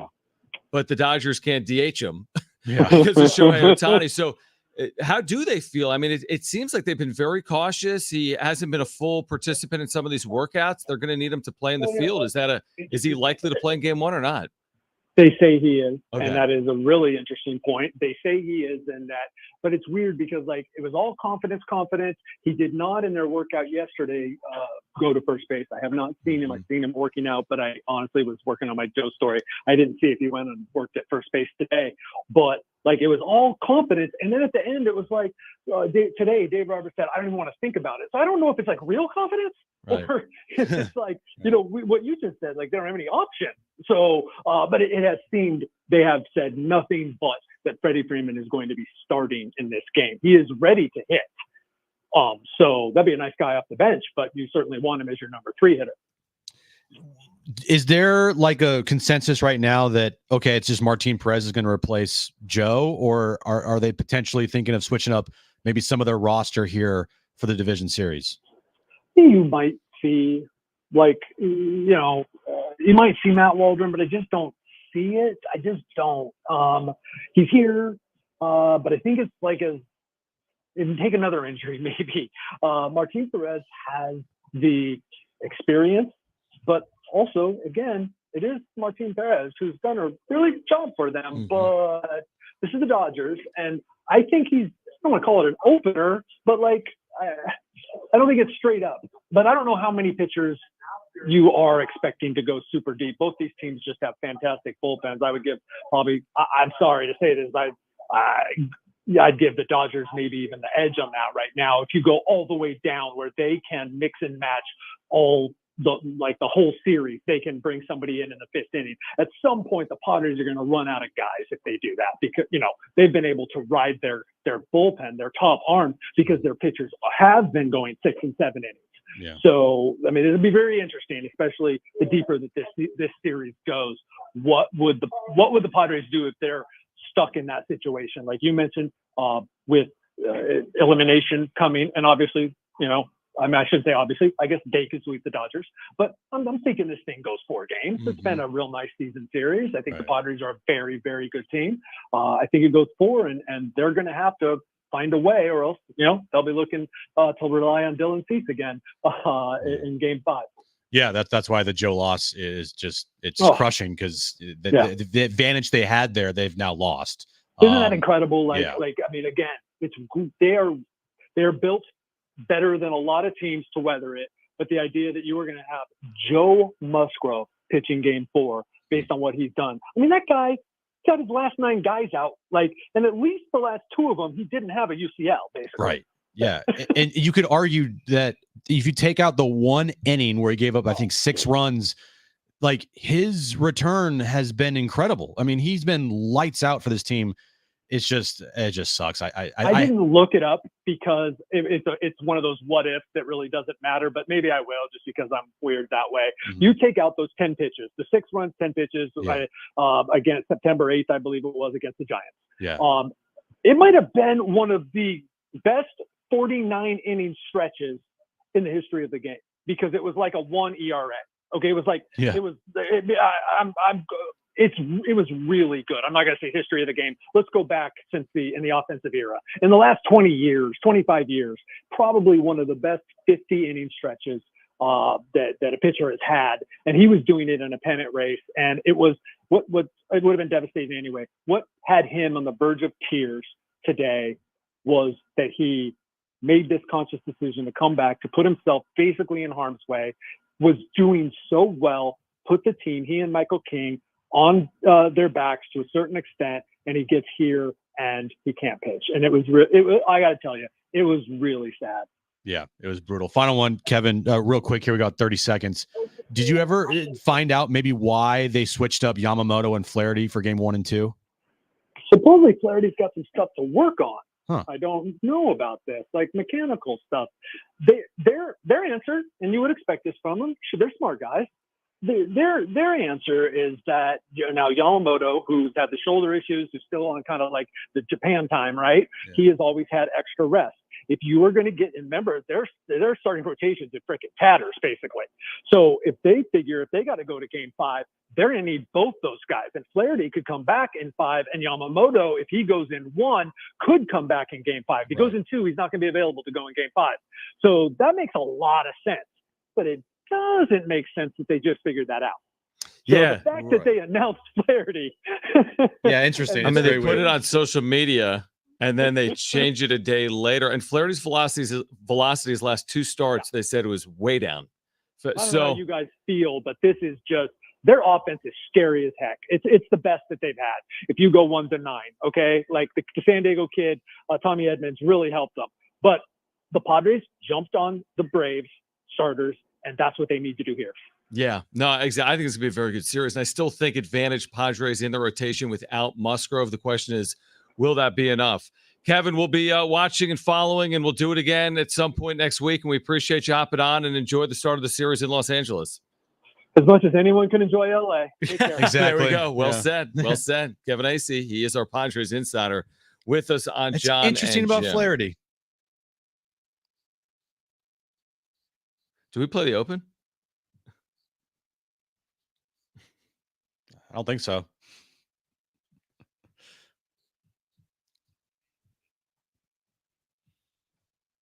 I'm rewinding the tape. I'm either losing my mind. It played at 4:30:37. I'm losing my mind. You are losing your mind. But you also said we didn't play the Open. Oh, yeah, it's fine. All right, call right now if you want 2 free tickets to see Eric Clapton on October 8th at Pechanga Arena. The first 2 callers will be contestants for trivia. 877-767-4760. 2 free tickets to see Eric Clapton October 8th, which is 4 days from now, at Pechanga Arena. 877-767-4760. First 2 callers will be contestants. Tickets and info at AXS.com. We're doing trivia for Eric Clapton tickets. Great giveaway. Call right now, 877-767-4760. We'll react to Kevin Acey as well. This is Jon and Jim.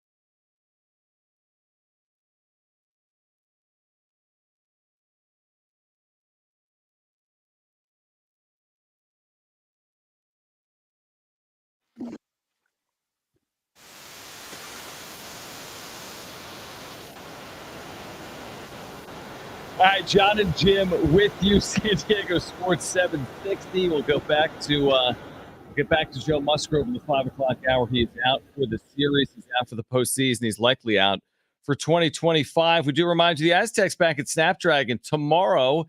It's the Mountain West opener against Hawaii. Pre-game with Ben Fletcher. J.R. Tolver starts at 3. Me and Rich have the kickoff right here at 5 p.m. on your home of the Aztecs, San Diego Sports 760. Right now we're playing for Eric Clapton tickets. Let's play.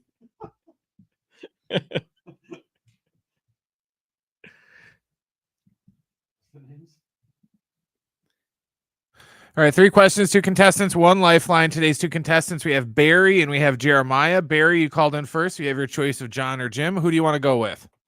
I'll take Jim. All right, Barry, you get me. Jeremiah, are you there? Yes, I'm here. All right, you get Jon, okay? Got it. All right, cool. Brent, what is the question of the day? All right, guys, there are currently 8 players in NFL history that have rushed for 2,000 yards or more in a season. Today's question, name any of those 8 players in NFL history that have rushed for 2,000 yards or more in a season. All right. So, Jeremiah, you're up first. What's your first guess? You do have a lifeline if you want to use it. O.J. Simpson. O.J. Simpson. He's on the list. Wow. Yeah, there we go. Barry, you're up next. What's your first guess? You do have a lifeline if you want to use it. Adrian Peterson. Adrian Peterson. We got NFL guys. There we go. Jeremiah, back to you. What's your second guess? And you do have a lifeline if you want to use it. The guy from the Titans with C2K, Chris Johnson. Chris Johnson. C2K. Way to talk yourself through that. Good That's job. good. Barry, back to you. What is your second guess? You do have a lifeline if you want to use it. I'll use a lifeline. Dude, this is... Who'd he play for? Oh. Walter Payton. You take that? Sure. Oh! I'm an idiot. Sorry. Jeremiah, back to you. You could win this game right here. Mr. NFL, you got a lifeline. You have a lifeline. John's ready to go. Sure. Let's use the lifeline. Has anyone said Barry Sanders? Oh, I'm an idiot. Barry Sanders. Barry Sanders. He takes it. Did you take it? I don't think Barry ever rushed for 2,000 Barry yards. didn't do it. Yeah, I don't think so. Who is the guy on the Colts? Not Richardson. You just did it. No, forget Adrian Barry Sanders. Go Peterson. Joe Flacco. You got 5 seconds. Barry Sanders, fine. Boom for the win. How about that? Jim, right in your face. Shut up. I didn't hear Christian McCaffrey. Because he's never rushed for over 2,000 yards, buddy. I know. All right, who else is on this list? All right, number 1, the Colts he was trying to think of, who he actually did as a Ram, Eric Dickerson. Oh, yeah, it's a good one. Yeah. He was number 1. Adrian Peterson was 2. Jamal Lewis was 3. Jamal Lewis. Barry Sanders was 4. Another Titan, Derrick Henry, he's number 5. Oh, yeah, that's right. Terrell Davis from the Broncos was 6. Then Chris Johnson, and then Juice. Who'd you say again? So Walter Payton. That's not a bad guess. The highest rushes yards he had in the season was 1852. Remind me again if that's over 2,000. It's not, but it's not like that bad. It's not a bad guess. It's not a bad guess. Is Ashton Genty on that list? She's going to go for Soon. 2,000 in college. Soon. All right, congratulations. You've won a pair of tickets to see Eric Clapton, October 8th, Pechanga Arena. Special guest Jimmy Vaughn. Ticket and info at AXS.com. Joe Musgrove is out. What does it mean for the Padres in this NLDS and potentially moving forward and shoot even in 2025? Where are the Padres turning? Can they overcome it? We'll spend hour 3 getting you ready for the National League Division Series between the Padres and the Dodgers. That's next on Jon and Jim.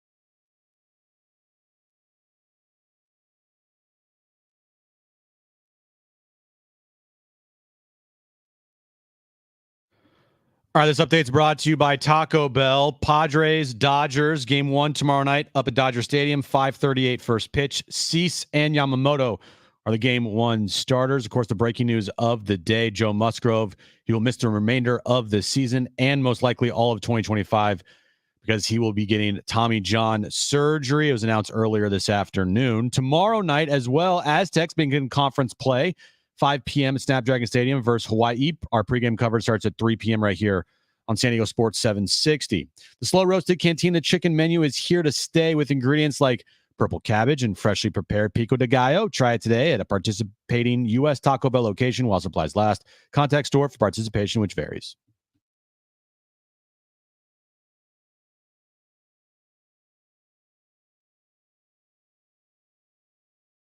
No.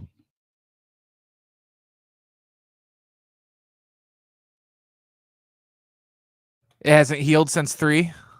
No, it hasn't. It hasn't healed. Miraculously healed. No. San Breaking Diego news. and Southern California, what's going on? Yes, the story of the day is Joe Musgrove will miss the remainder of the postseason, however long it lasts for San Diego. Plus, he will miss at least most of 2025. He will have Tommy John surgery, and typically you're talking about 12 months at a minimum. So a significant hurdle for the Padres to overcome, playing some of their best baseball in the history of the franchise over the last 2 months. Musgrove a part of it. They sweep through Atlanta. There was a moment against Atlanta with Joe Musgrove on the mound in the 4th inning and the Padres leading 5-1, where I was thinking to myself, and I think a lot of Padres fans were thinking the same thing, like this team is going to be a very tough out. They've done everything to a T, second half of the season, this series against Atlanta, and then in an instant, which can happen in sports, you can lose your quarterback, you can lose your starting pitcher, and so on and so forth. It's how do you deal with it on the other side? There are examples of teams overcoming these types of injuries, whether it's quarterbacks, starting pitchers, hitters, etc. Are the Padres going to be the next example of a team that does it against odds? They are the underdog in this series. They will not have Joe Musgrove. They're taking on the quote-unquote mighty Dodgers. I know they've lost the last 2 years in the postseason in this round, LA. But is it too much to ask, or is it very much within reach for San Diego over the next 7 days? Yeah, well, first, I mean, it's just a brutal situation with Joe. I mean, him crying here earlier today, basically, to reporters talking about how that's the last time he's going to be on the mound. Was he technically crying? He was about emotional. To cry. Emotional. Yeah, about to cry. You could hear his voice kind of cracking. Yeah, like the emotional. I would have been bawling. Well, yes, we know. Besides just like cry. Yeah. That was the whole point. My whole thing with officiating your wedding is like, I got to hold it together, because if you guys get all like mushy, like, I love you more than I love the moon, and you're so great, and your hair is beautiful,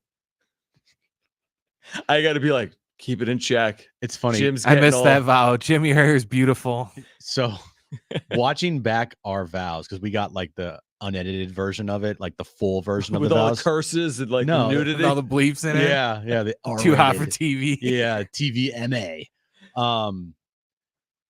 Watching you Is during it our funny? vows, you're like looking away. That's because I'm like biting my like tongue. because looking I don't down. Because you guys are like, I've never heard you say anything of substance in my life. Like, I've never heard you say anything like emotional. You a-hole. Well, I mean, like, you've never been like, nothing of substance. Aaron, if 1,000,000 days was 1,000,000 days, I would love you 2,000,000 days times 4. And I'm like, oh man, that was like, that I hit never home. said that. You said something like that. So I got to keep it together. And then Aaron's up there bawling. You're up there crying. Hold on, let's go back to the part you said I have said nothing of substance. No, you get my point. I've never heard you say anything like all like, look, you're not wrong. lovey. No, well, why would I? I mean, I on know, the it's a radio, we're talking sports sports. show. I know. What were we talking about? Oh yeah, I'm saying I would have gotten Joe. choked up. Sometimes you like to think in life like, oh, I'm good, and then you get into that setting and it's like, tough to no. keep it together. Yeah, it's like, yeah, no, but the road just got tougher, but the road still can be managed, and you can still get to your goal. You know, if you told me, like, knock on all the wood right now, it's like, oh, they lose Manny Machado, I'd be like, that's gonna be very difficult. Right. I'm not saying right, Joe the 4 or is 5 plate appearances every game. I'm not saying Joe is replaceable, because he's really not, but you can still manage this thing to a World Series. It's just gonna be tougher.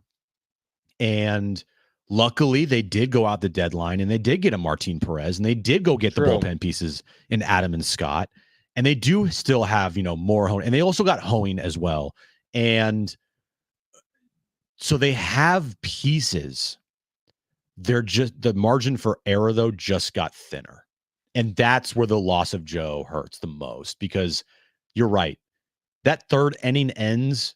Shoot, that second inning ends after they score 5 runs with 2 outs. This team's really good. I'm like, yo, this might be. This might be it. And it still could be, but now you have that in the back of your mind, self-doubt. If you're a Padre fan and you've lived through it all these years, like there's always a moment. There's always a shoe to fall. Anything San Diego sports. Even in 84 and 98, 84, this amazing championship series from 2 games to nothing down to win it. That's incredible and improbable. You run into a historically good team. The 1984 Tigers were historically good. Yeah. The Padres had an amazing championship series in 1998 to beat the mighty Atlanta Braves, only to run into truly a historically dominant New York Yankees late 90s club that swept through them. Now, this is different. What we're describing right now, I feel like the postseason is wide open. There's not that 114-win team looming out there. Yeah, I agree. But now you're dealing with your own in-house issues, and it's like, can you get by? And I would say yes. And I think the best way to do it is to take it out on Yoshinobu Yamamoto, who you hammered in Korea 7 months ago, who you were effective against back at, I think, Dodger Stadium in April. And if you score a run or two in the top of the first inning, it puts everybody at ease. And you start thinking less about Joe Musgrove and more about the task at hand. So go out there tomorrow. Easier said than done, but they won the season series and they played well against the Dodgers.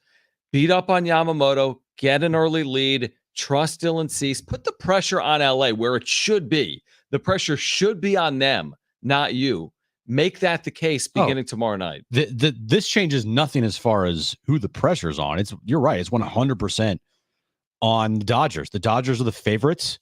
The Dodgers are expected to win. The Dodgers, as far as like betting odds go, are the favorites. I'm trying to look up to see how many times Joe pitched against the Dodgers this year. Because my point would be, that's a good point. My point was going to be like, okay, if you didn't pitch against the Dodgers all year and you outplayed the Dodgers all season, right, then how much are you really missing? Now, he did face them in Seoul, Korea, and he got lit up. 2 2/3, 5 earned runs, gave up 7 hits. Was that the first or second game? It might have been the second. It was game 2. So his first outing of the year and his last regular season outing of the year was against LA. Because that was the game when Will Smith took him deep and he was pitching beautifully. Right. So, and they won that game 15-11. In Korea. In Korea. That was kind of weird. But other than the final regular season start of his season, where he went 6 1/3, 2 earned runs, 1 walk, 6 strikeouts, 85 pitches. That was the only 2 times he faced the Dodgers this year. That's a decent amount. I mean, it's only 4 series these days, So it's not like he faced the Dodgers 3 times and was 3-0 with a 0.6 ERA versus them. Yeah, that's a really good point. If this was their clearly best pitcher who had the best numbers against this team, it's more of the one thing about the Padres, we've said it repeatedly now for months on end, Jim, or since Musgrove and Darvish came back, so a month on end. They've got 4 starters that are all capable of being the guy without clearly being better than the rest of the guys. If that, like, as good as Cease has been, King can match him. As good as Musgrove has been, Darvish is capable of matching him. So I think the good of it is you got 4 starters, now 3 that are really good. Do you have the best 3 starters in the postseason, though, remaining? No, maybe not. But in this series, if you were drafting starters in this series, me and you are doing a draft. All pitchers are available for Los Angeles and San Diego. And we're doing a draft, and everyone's available. How many pitchers go before a Dodgers starter goes? As in, where do Cease, King, Darvish slot in terms of Yamamoto and Flaherty? Well, I think Cease and King go 1-2. I think it's then a toss-up between maybe Yamamoto, Darvish, and obviously Flaherty. One of those 3 guys. So 3 of the 5 would be Padres in our draft, if not, and their first 2 picks would be Padres. Right. So that tells you who has the advantage. Right. But the thing was, like, the 4 of the 5 would have been Padres. I know, and now they're not. And now It's interesting what Kevin said at the end of our interview with him, which was the reason that he heard they moved Flaherty back was because he was dealing with some mechanical issues. I read the same thing from Jack Harris, LA Times. And that's interesting how that happened so late in the week when they announced it earlier in the week. Maybe he had a bullpen and he's like, yo, I got to fix some things here. And then they made the decision to move him. Well, his last 3 starts, Jim, listen to this. 3 innings, 4 runs in Atlanta. 6 innings, 3 runs in Miami. 5 innings, 3 runs against San Diego. So that's a combined 9, 14 innings, 10 runs. Like below average, very mid. Yeah. And by the way, one of those 3 starts against Miami. So I think he actually, and also I read from Jack Harris, his velocity has been down. And they think it has nothing to do with injury, but something that's mechanical in his delivery that can be alleviated or fixed. But that's asking a lot. It's just very weird to me that they announced it publicly before the postseason started, and then a day ago they announced a switch. Now, how about this? Wednesday they announced it, and Thursday they announced the switch. Wednesday they announced it officially.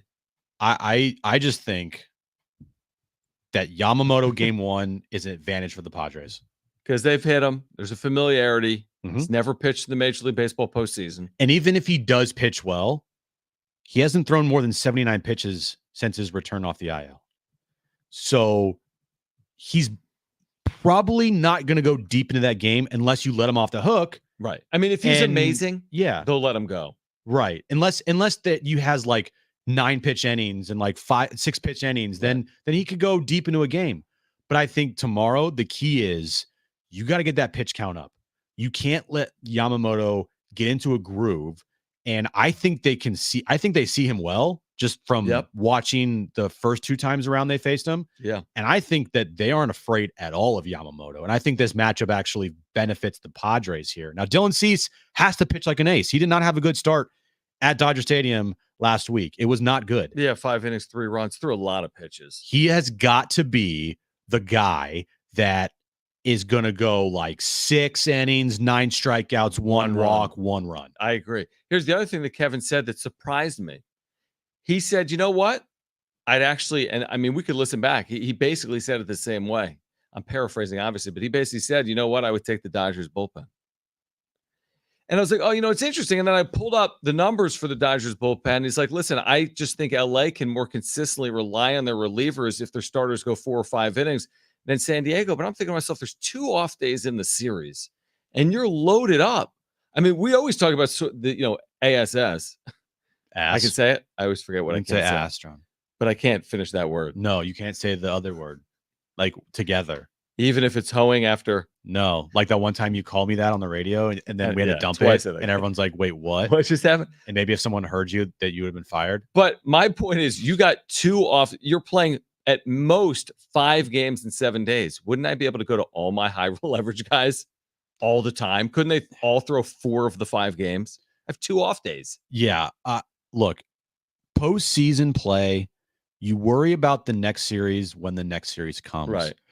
The most important thing is do whatever you can to win the series that you're in. And win the game that you're playing. And win the game you're playing. If you got to tax your bullpen, you're taxing your bullpen. Yeah. Like, do you think the Mets are sitting there and be like, man, our rotation's kind of messed up. We got to start Kodai Senga game 1.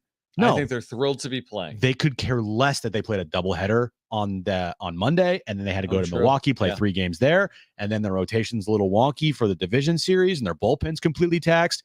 All that matters is picking up the win. By the way, last night. How many cities have they been in? By the way, last night, incredible. Incredible. I loved it. It's insanity. It was, I mean, I don't know what I was rooting for because the Mets worry me in this equation. They worry me only if they get to the CS, and right now they got to go through the Phillies. Like, true. Like they don't worry me at this point in time. And the Phillies are heavy favorites. The Mets have gone Milwaukee, Atlanta for the doubleheader, Milwaukee, Philadelphia. If they were to even win the series, they would start on the road, right? Yeah, they're the 6th seed. They either San Diego or LA. Yeah. Like 10 cities, dude, like without ever going to New York City. And they are very scary. A lot of house money going on right now. Oh my God. Yeah. the week that they've had It's ridiculous. with the game on Monday versus how crazy was Atlanta. that? The Lindor home run? Yeah, they go down, they go up, they give up the lead, and they get the lead right back, and you're like, what's happening right now? Then game 2 against Milwaukee, they give up 2 home runs to the rookie Churio. Sure, yeah. Then they're down 2-0 in the 9th inning, like they were against Atlanta earlier in the week, and they overcome that with Alonso. What a moment though for Alonso! Oh my god! Like, dude, New York fans. I mean, it's kind of a big deal. That was potentially his last at bat in New York because he's a free agent. Not anymore. And he hits the biggest home run of his entire career. And they'll finally get back to New York, because games 3 and 4. By the way, I don't know if you saw, it looked like Devin Williams was tipping his pitches. Yeah, that's a John Boy. I saw that's what was said afterwards. Yes, and I even saw a breakdown of Dallas Braden, who was on some stream or whatever, he was watching it and he goes, "Oh no, he's tipping." Well, then that's also on your pitching coach or your catcher or somebody's got to recognize. They claim that he had his hand farther into his glove when he's throwing fastballs, opposed to the changeup. To when he's throwing his change, he was like barely in his glove. Did he hit a home run off the changeup, Alonso? Was that a changeup or a fastball? I don't know the answer. I don't think it was a fastball. I don't think it was a fastball either. Man, dude, what a moment! What a moment! That was crazy last night. Kind of a big deal. Imagine if the Padres won a series that way. Right. Everyone would like. Would you take that? Would you take that Game 5 Dodger Stadium from Manny? 3-run home run from Manny Machado. Would you take that? I think to move on. Yeah. Everyone's heart rate would be like. I know. There'd be some heart attacks in San Diego. Exactly. All right, more on Padres, Dodgers. Plus, we'll get you ready for tomorrow at Snapdragon Stadium as well. San Diego State and Hawaii. We have Jim's back page. It's Jon and Jim.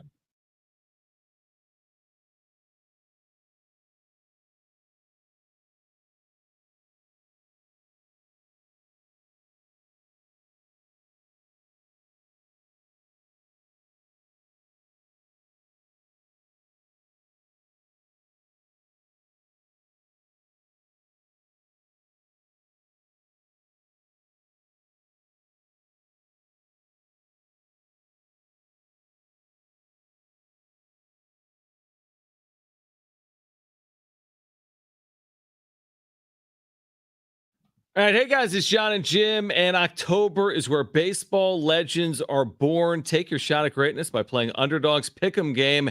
Making picks on Underdog is straightforward, and signing up is even easier. Win up to 1,000 times your money just by choosing higher or lower on your favorite player stats like strikeouts or home runs. Yeah, just head over to Underdog's simple-to-use mobile app or UnderdogFantasy.com. Sign up with promo code Jon and Jim, JONANDJIM, and Underdog will give you a free pick to use on your first cash pick'em entry, plus up to $1,000 in bonus cash when you deposit, playing higher or lower. This weekend, Padres, Dodgers. There's plenty of picks there. Higher than half home run for Manny Machado. Higher than 5.5 strikeouts for Dylan Cease. Get on it right now. I like both of those for game 1. Go to the mobile app or UnderdogFantasy.com. Sign up with promo code Jon and Jim. That's Underdog Fantasy, promo code JONANDJIM to claim your new customer special of a free pick and your deposit offer. Must be 18 or older and present in the state where Underdog Fantasy operates. Terms to apply. Concern with your play. Call 1-800-GAMBLER or visit www.ncpgambling.org.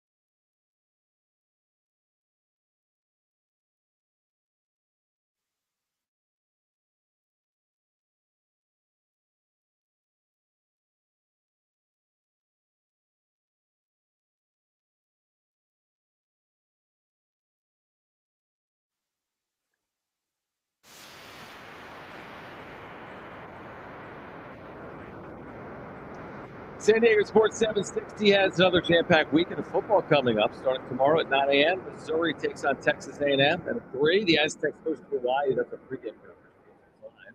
On Sunday, an NFL triple header, 9:30 a.m.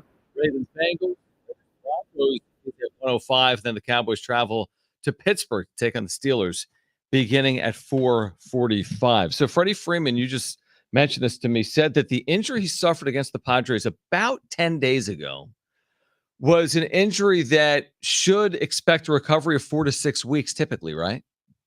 Yeah. So, like, was it a high ankle?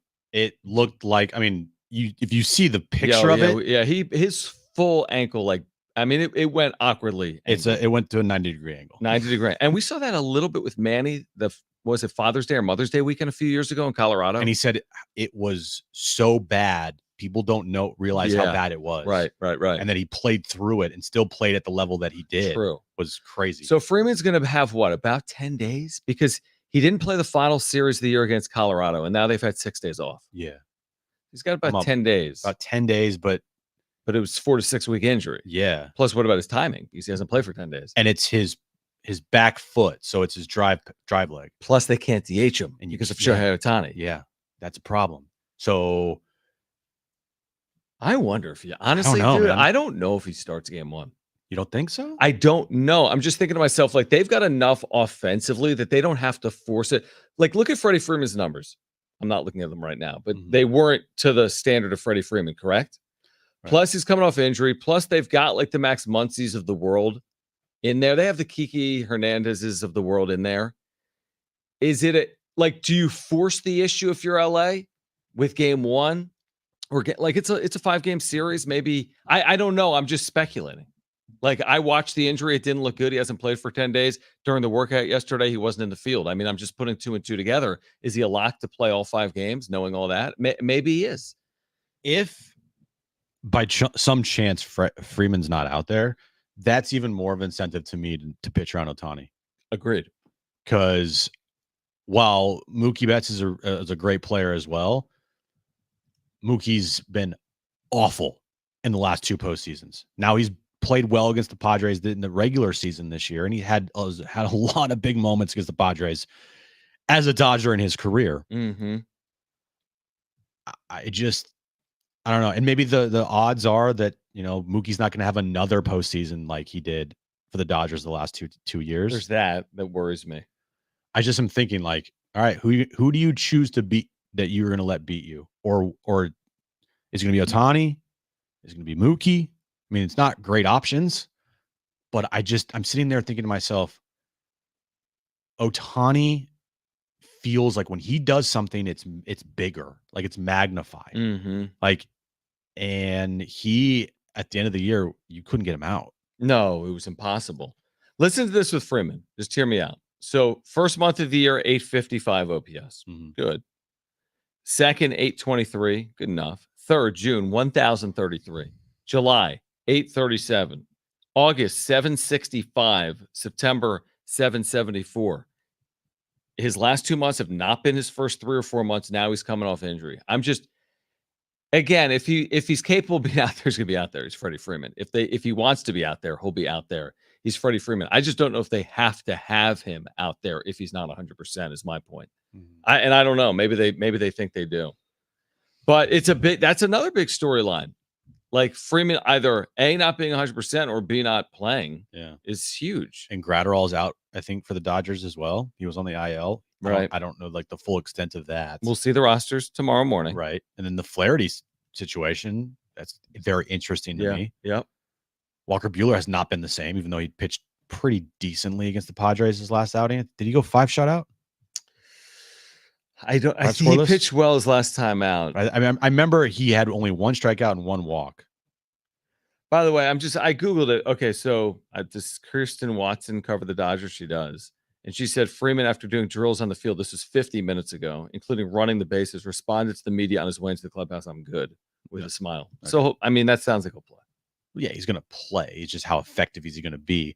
Another, like when you're injured, though, maybe sometimes you actually perform better because you're not thinking about like you're not thinking. True. Yeah, you're thinking more about the injury than you are like you're just kind of like read and react. type of thing. And like you made an interesting point. The way Freeman and Betts played a year ago, is it going to happen again? And 2 years, John, in a row. 2 years in a row. They were awful against the Padres in 2022, and they were 3 games awful against the D-backs last year. So does that mean that they're thinking more about it and it's therefore prone to occur again, or are they more likely to reverse the trend? I don't know. I don't know either. You know, it does feel like to me though, Tawny still, and it's like it's weird to call him the X factor. I mean, he's the best player in baseball, arguably. He's arguably the second or best baseball player in the sport. Tell you he's the best. Yeah, he's just on a tear right now. He's playing like the best player. That's for damn sure.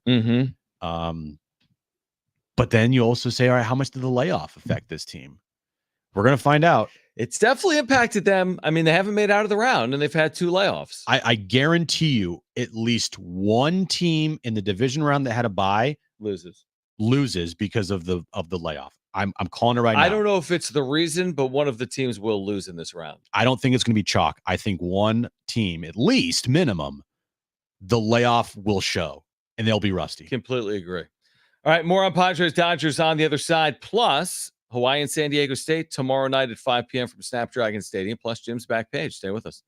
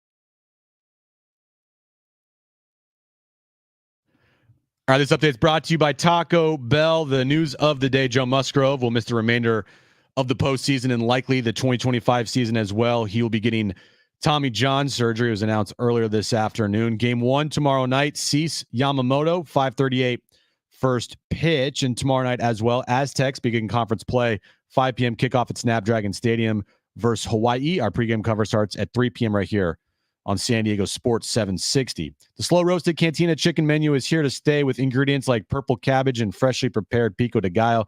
Try it today at a participating U.S. Taco Bell location while supplies last. Contact store for participation, which varies.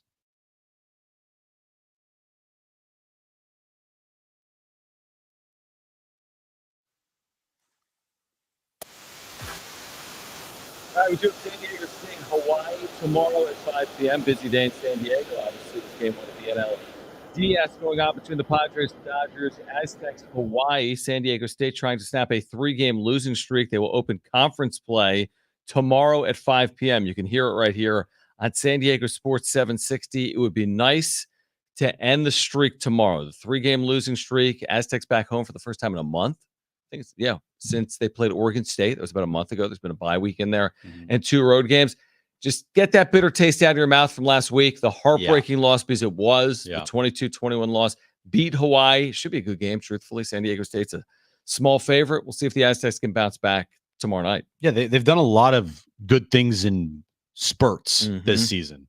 Like, they just haven't been able to put it together yet. They had a great first half against Central Michigan.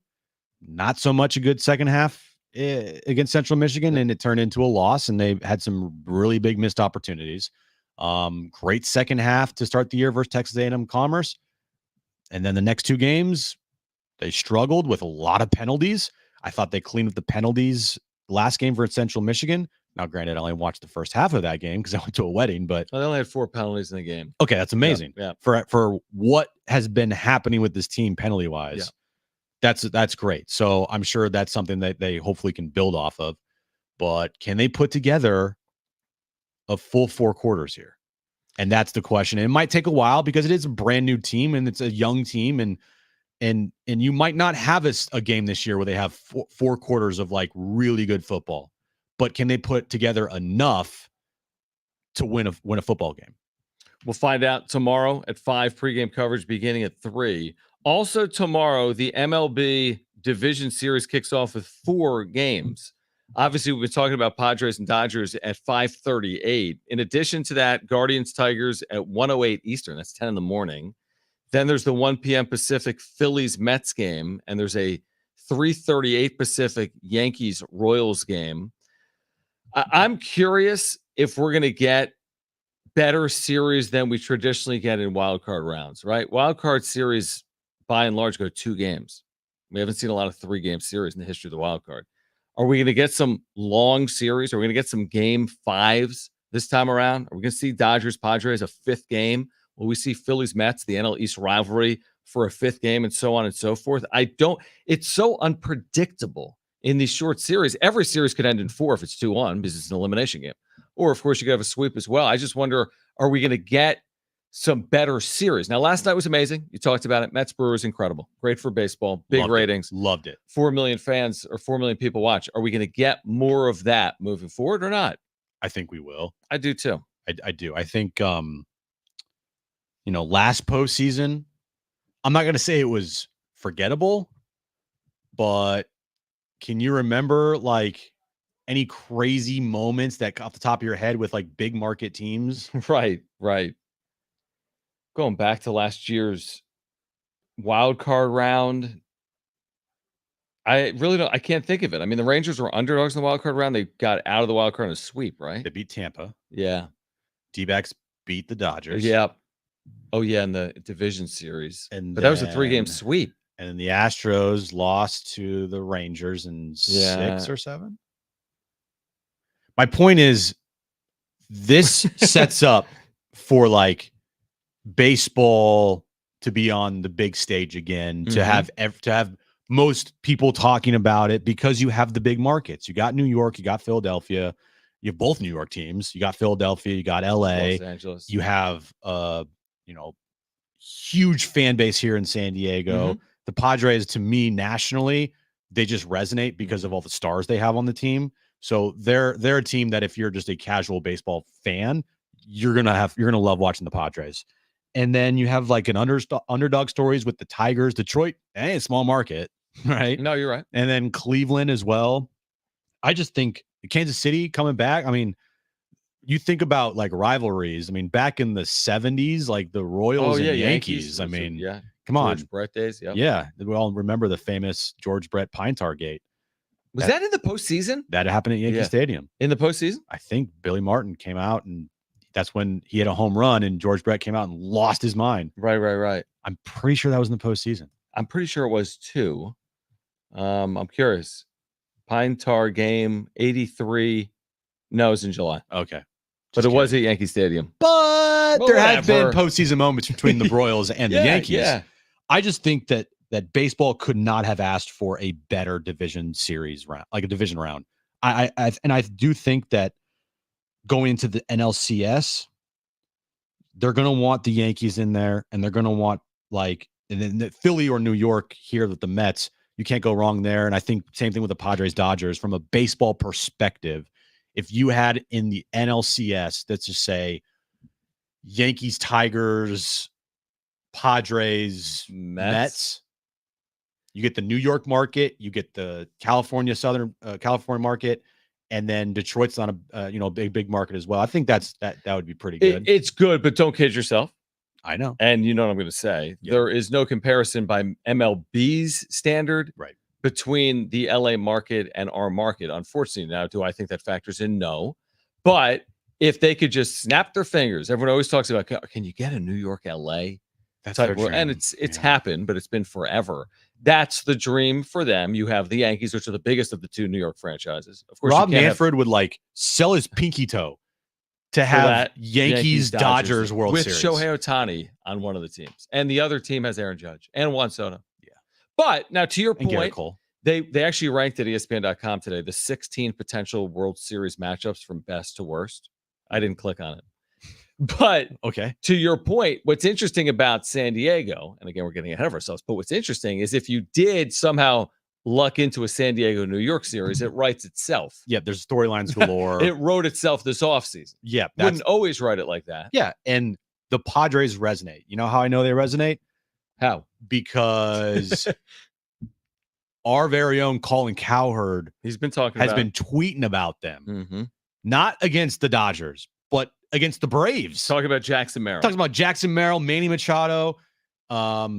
He's got plenty of else to watch nationally. Yep. But for him to watch a Padres Braves game, to me, that just speaks to okay, they resonate nationally. And Colin's not the end all be all to that narrative. Sure. But I do think because they have stars, because they have Tatis and Manny and Jackson Merrill, Yu Darvish is nationally known. Dylan Cease, I just think that the Padres would be a good thing for baseball if they happen to get to the World Series. It's not baseball's dream matchup. I get that, but screw baseball. We want the Padres in it. And if the Padres are in it against the Yankees, that to me would still be a very big success for baseball, in my opinion. Yeah, I was trying to find there's a big difference to your point between having the Guardians in the World Series and having the Yankees in the World Series. I mean, there's no comparison there. I think give me the worst matchup. Here it is. The bottom four per CBS. Let me guess. Bottom four. Mets, Guardians. Don't guess because But how about this? The bottom four does not include San Diego. Yeah, in any series. Not surprised. Phillies Tigers is 16th. I disagree with that. Oh, because of I don't think that's the worst possible matchup. Do you? No, because I for some reason I think Guardians is part of the matchup to me isn't as sexy as Tigers. The Tigers' second half run has been awesome. Well, because you have with the Phillies, Bryce Harper. Yeah. So how are they in the worst possible matchup? Yeah. Anyway, worst matchup according to CBS Sports: Phillies Tigers, Guardians Phillies, Dodgers Guardians, Mets Tigers. Okay. The next three: Dodgers Royals is 12th best. Padres Royals is 11th best. All right. Our first Padres reference, 11th best Padres Royals. That's because the Royals, not the Padres. Right. And then Phillies Royals is 10th. I would take that matchup in a heartbeat, though. The Class A tier, Guardians Padres, 9th. I would take that. 8th, Dodgers Tigers. Okay. Notable World Series rematches. 7th, Mets Royals. Yep. 2015. 6th, Padres Tigers, 40th anniversary. 84. Yeah. Top 5, Phillies Yankees. This has also been a rematch, by the way. 09. And 09. Or 09. Not 08. Sorry, 09. Yeah. Guardians Mets 4th. Okay. 3rd, Padres Yankees. That's 3rd. 3rd. And like we were saying, that's good. It's very good. 2nd is Mets Yankees. Guess what number 1 is? Yeah. So we Yankees, kind of Dodgers. pegged it. We kind of nailed it. Yeah. And I get it. Like, is Mets Yankees a bigger national draw than Padres Yankees? Even though it's just one city, it's probably a yes. Mm-hmm. The Subway Series, it's kind of a big deal. Oh, we saw for it sure. whatever it was 20 years ago. Yeah. And New York is New York. We get it. It's the biggest market in the country. But still, I mean, I agree with that. There's no ESPN. It's actually CBS Sports. CBS Sports. Yeah, it might be somewhere else as well, but I saw this. But I do agree with that. I think that like being an unbiased, like trying to be unbiased here. Yeah, to me, it's Dodgers, Yankees, number 1. If you want to go Mets. Was Yankees. it number 1 you're saying on viewership, or number 1 what you'd want to see? No, just as not what I want to see. No, not you, but like you're an outsider. You're a casual baseball fan. That's what you want to see. Viewership, yeah. Because of Ohtani. Okay. It'd be massive. It'd be massive, yeah. I don't want to see that. No. I don't want to see even anything close to that. I want to see Padres, and I don't care. Like it could be Padres Guardians. I could be Padres Royals. It could be Padres Tigers. It doesn't matter to me. Do you know how many times the Dodgers and the Yankees have met in the World Series? That would be 0, right? No, sorry. I'm an idiot. A lot in the 70s. Literally an idiot. I know. A lot. They met. How about 11 times? Yes. I'm sorry. I Have the Niners Yeah, but who's counting Have the Niners those? ever won a Super Bowl? No. Actually, they have. No, I was thinking about recent history. They haven't faced off in recent history. Correct. 1981. Yes. It's been a while. It's been a long 11 time. And that was times. the 70s. It was when they were in New York. Yes. Brooklyn. No. The Brooklyn Dodgers were in the World Series against. But how many times did the LA Dodgers meet the Yankees? Well, not as many. They moved to LA. Okay. Whenever well, they moved. Yeah. But I mean, the franchise. I'm talking about they met the in 81. They met in 78. They met in 77. Yeah. Jim's back page next.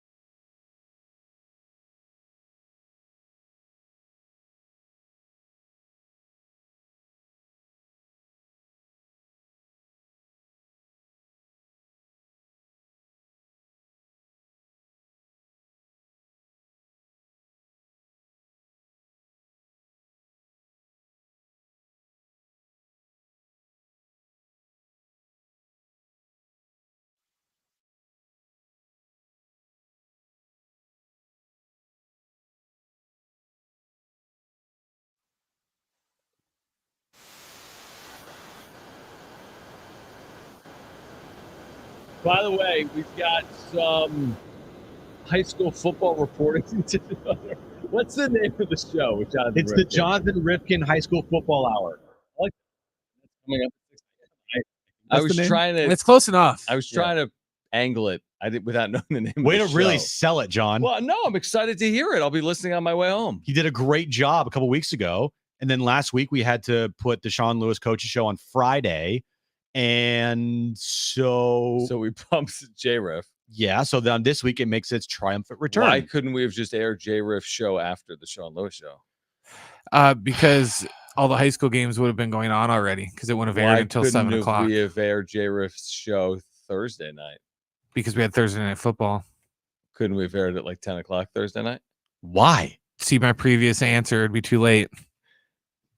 We could have aired it overnight. The show's about to be overnight or before Dan Patrick, 5 a.m. Tune in now. Put some live programming in the morning. No, it's Dan's live. Well, I meant like local. Sorry, not live, local. Oh yeah, that's a good idea. What are you doing?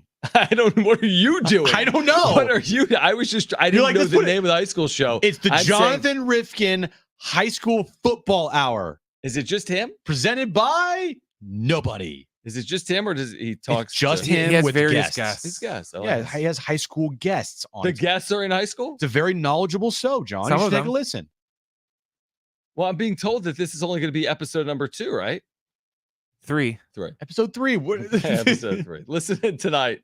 10 minutes. Tune in. Let's get to this.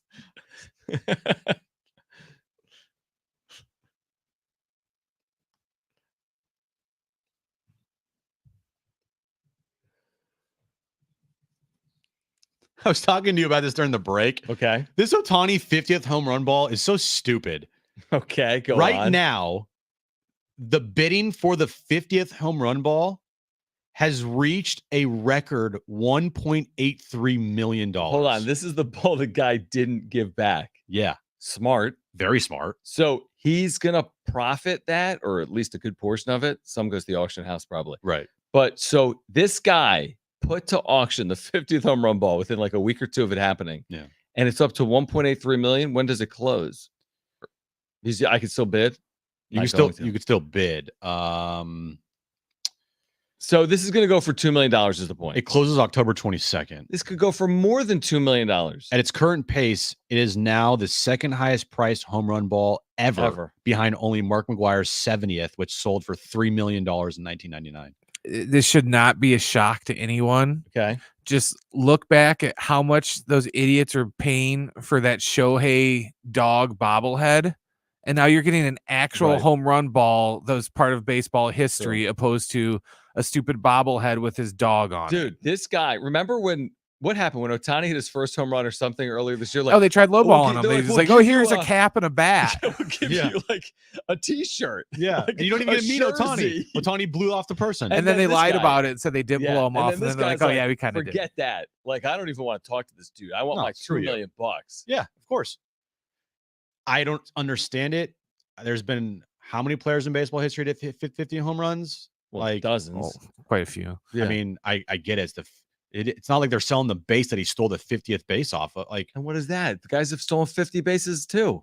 Yeah, they did the same thing with McGuire's ball too when he broke the record because he tried low balling that guy that caught that. Right, and he just, sold it for oh, $3 here's a million jersey and a bat and well, at some least stuff he broke and- a record that was like an actual record Yes. in sport, in the baseball sport. By the way, to your point, roided out of his mind, but still it counts. It counted.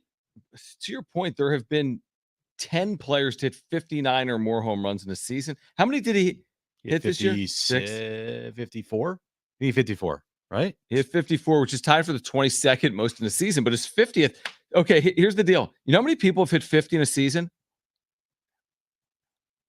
Exactly 50. Exactly 50 have hit 50 in a season. Yeah. I personally, I think the record, it's not even a record. It's just like it's notable. It's a notable new statistic. He did something that no one's done before.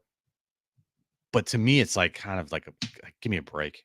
That doesn't resonate as much with me because you have a situation where he led the league in one offensive category. So do you think next year when Acuna hits 50 and steals like 80, that ball's going to that ball's going to go for like $1 billion? No, it wouldn't. That's probably won't even auction it. Yeah. What else you have? I have let's see here. Crumble Cookies is testing a whole new menu of desserts this week, John. Time.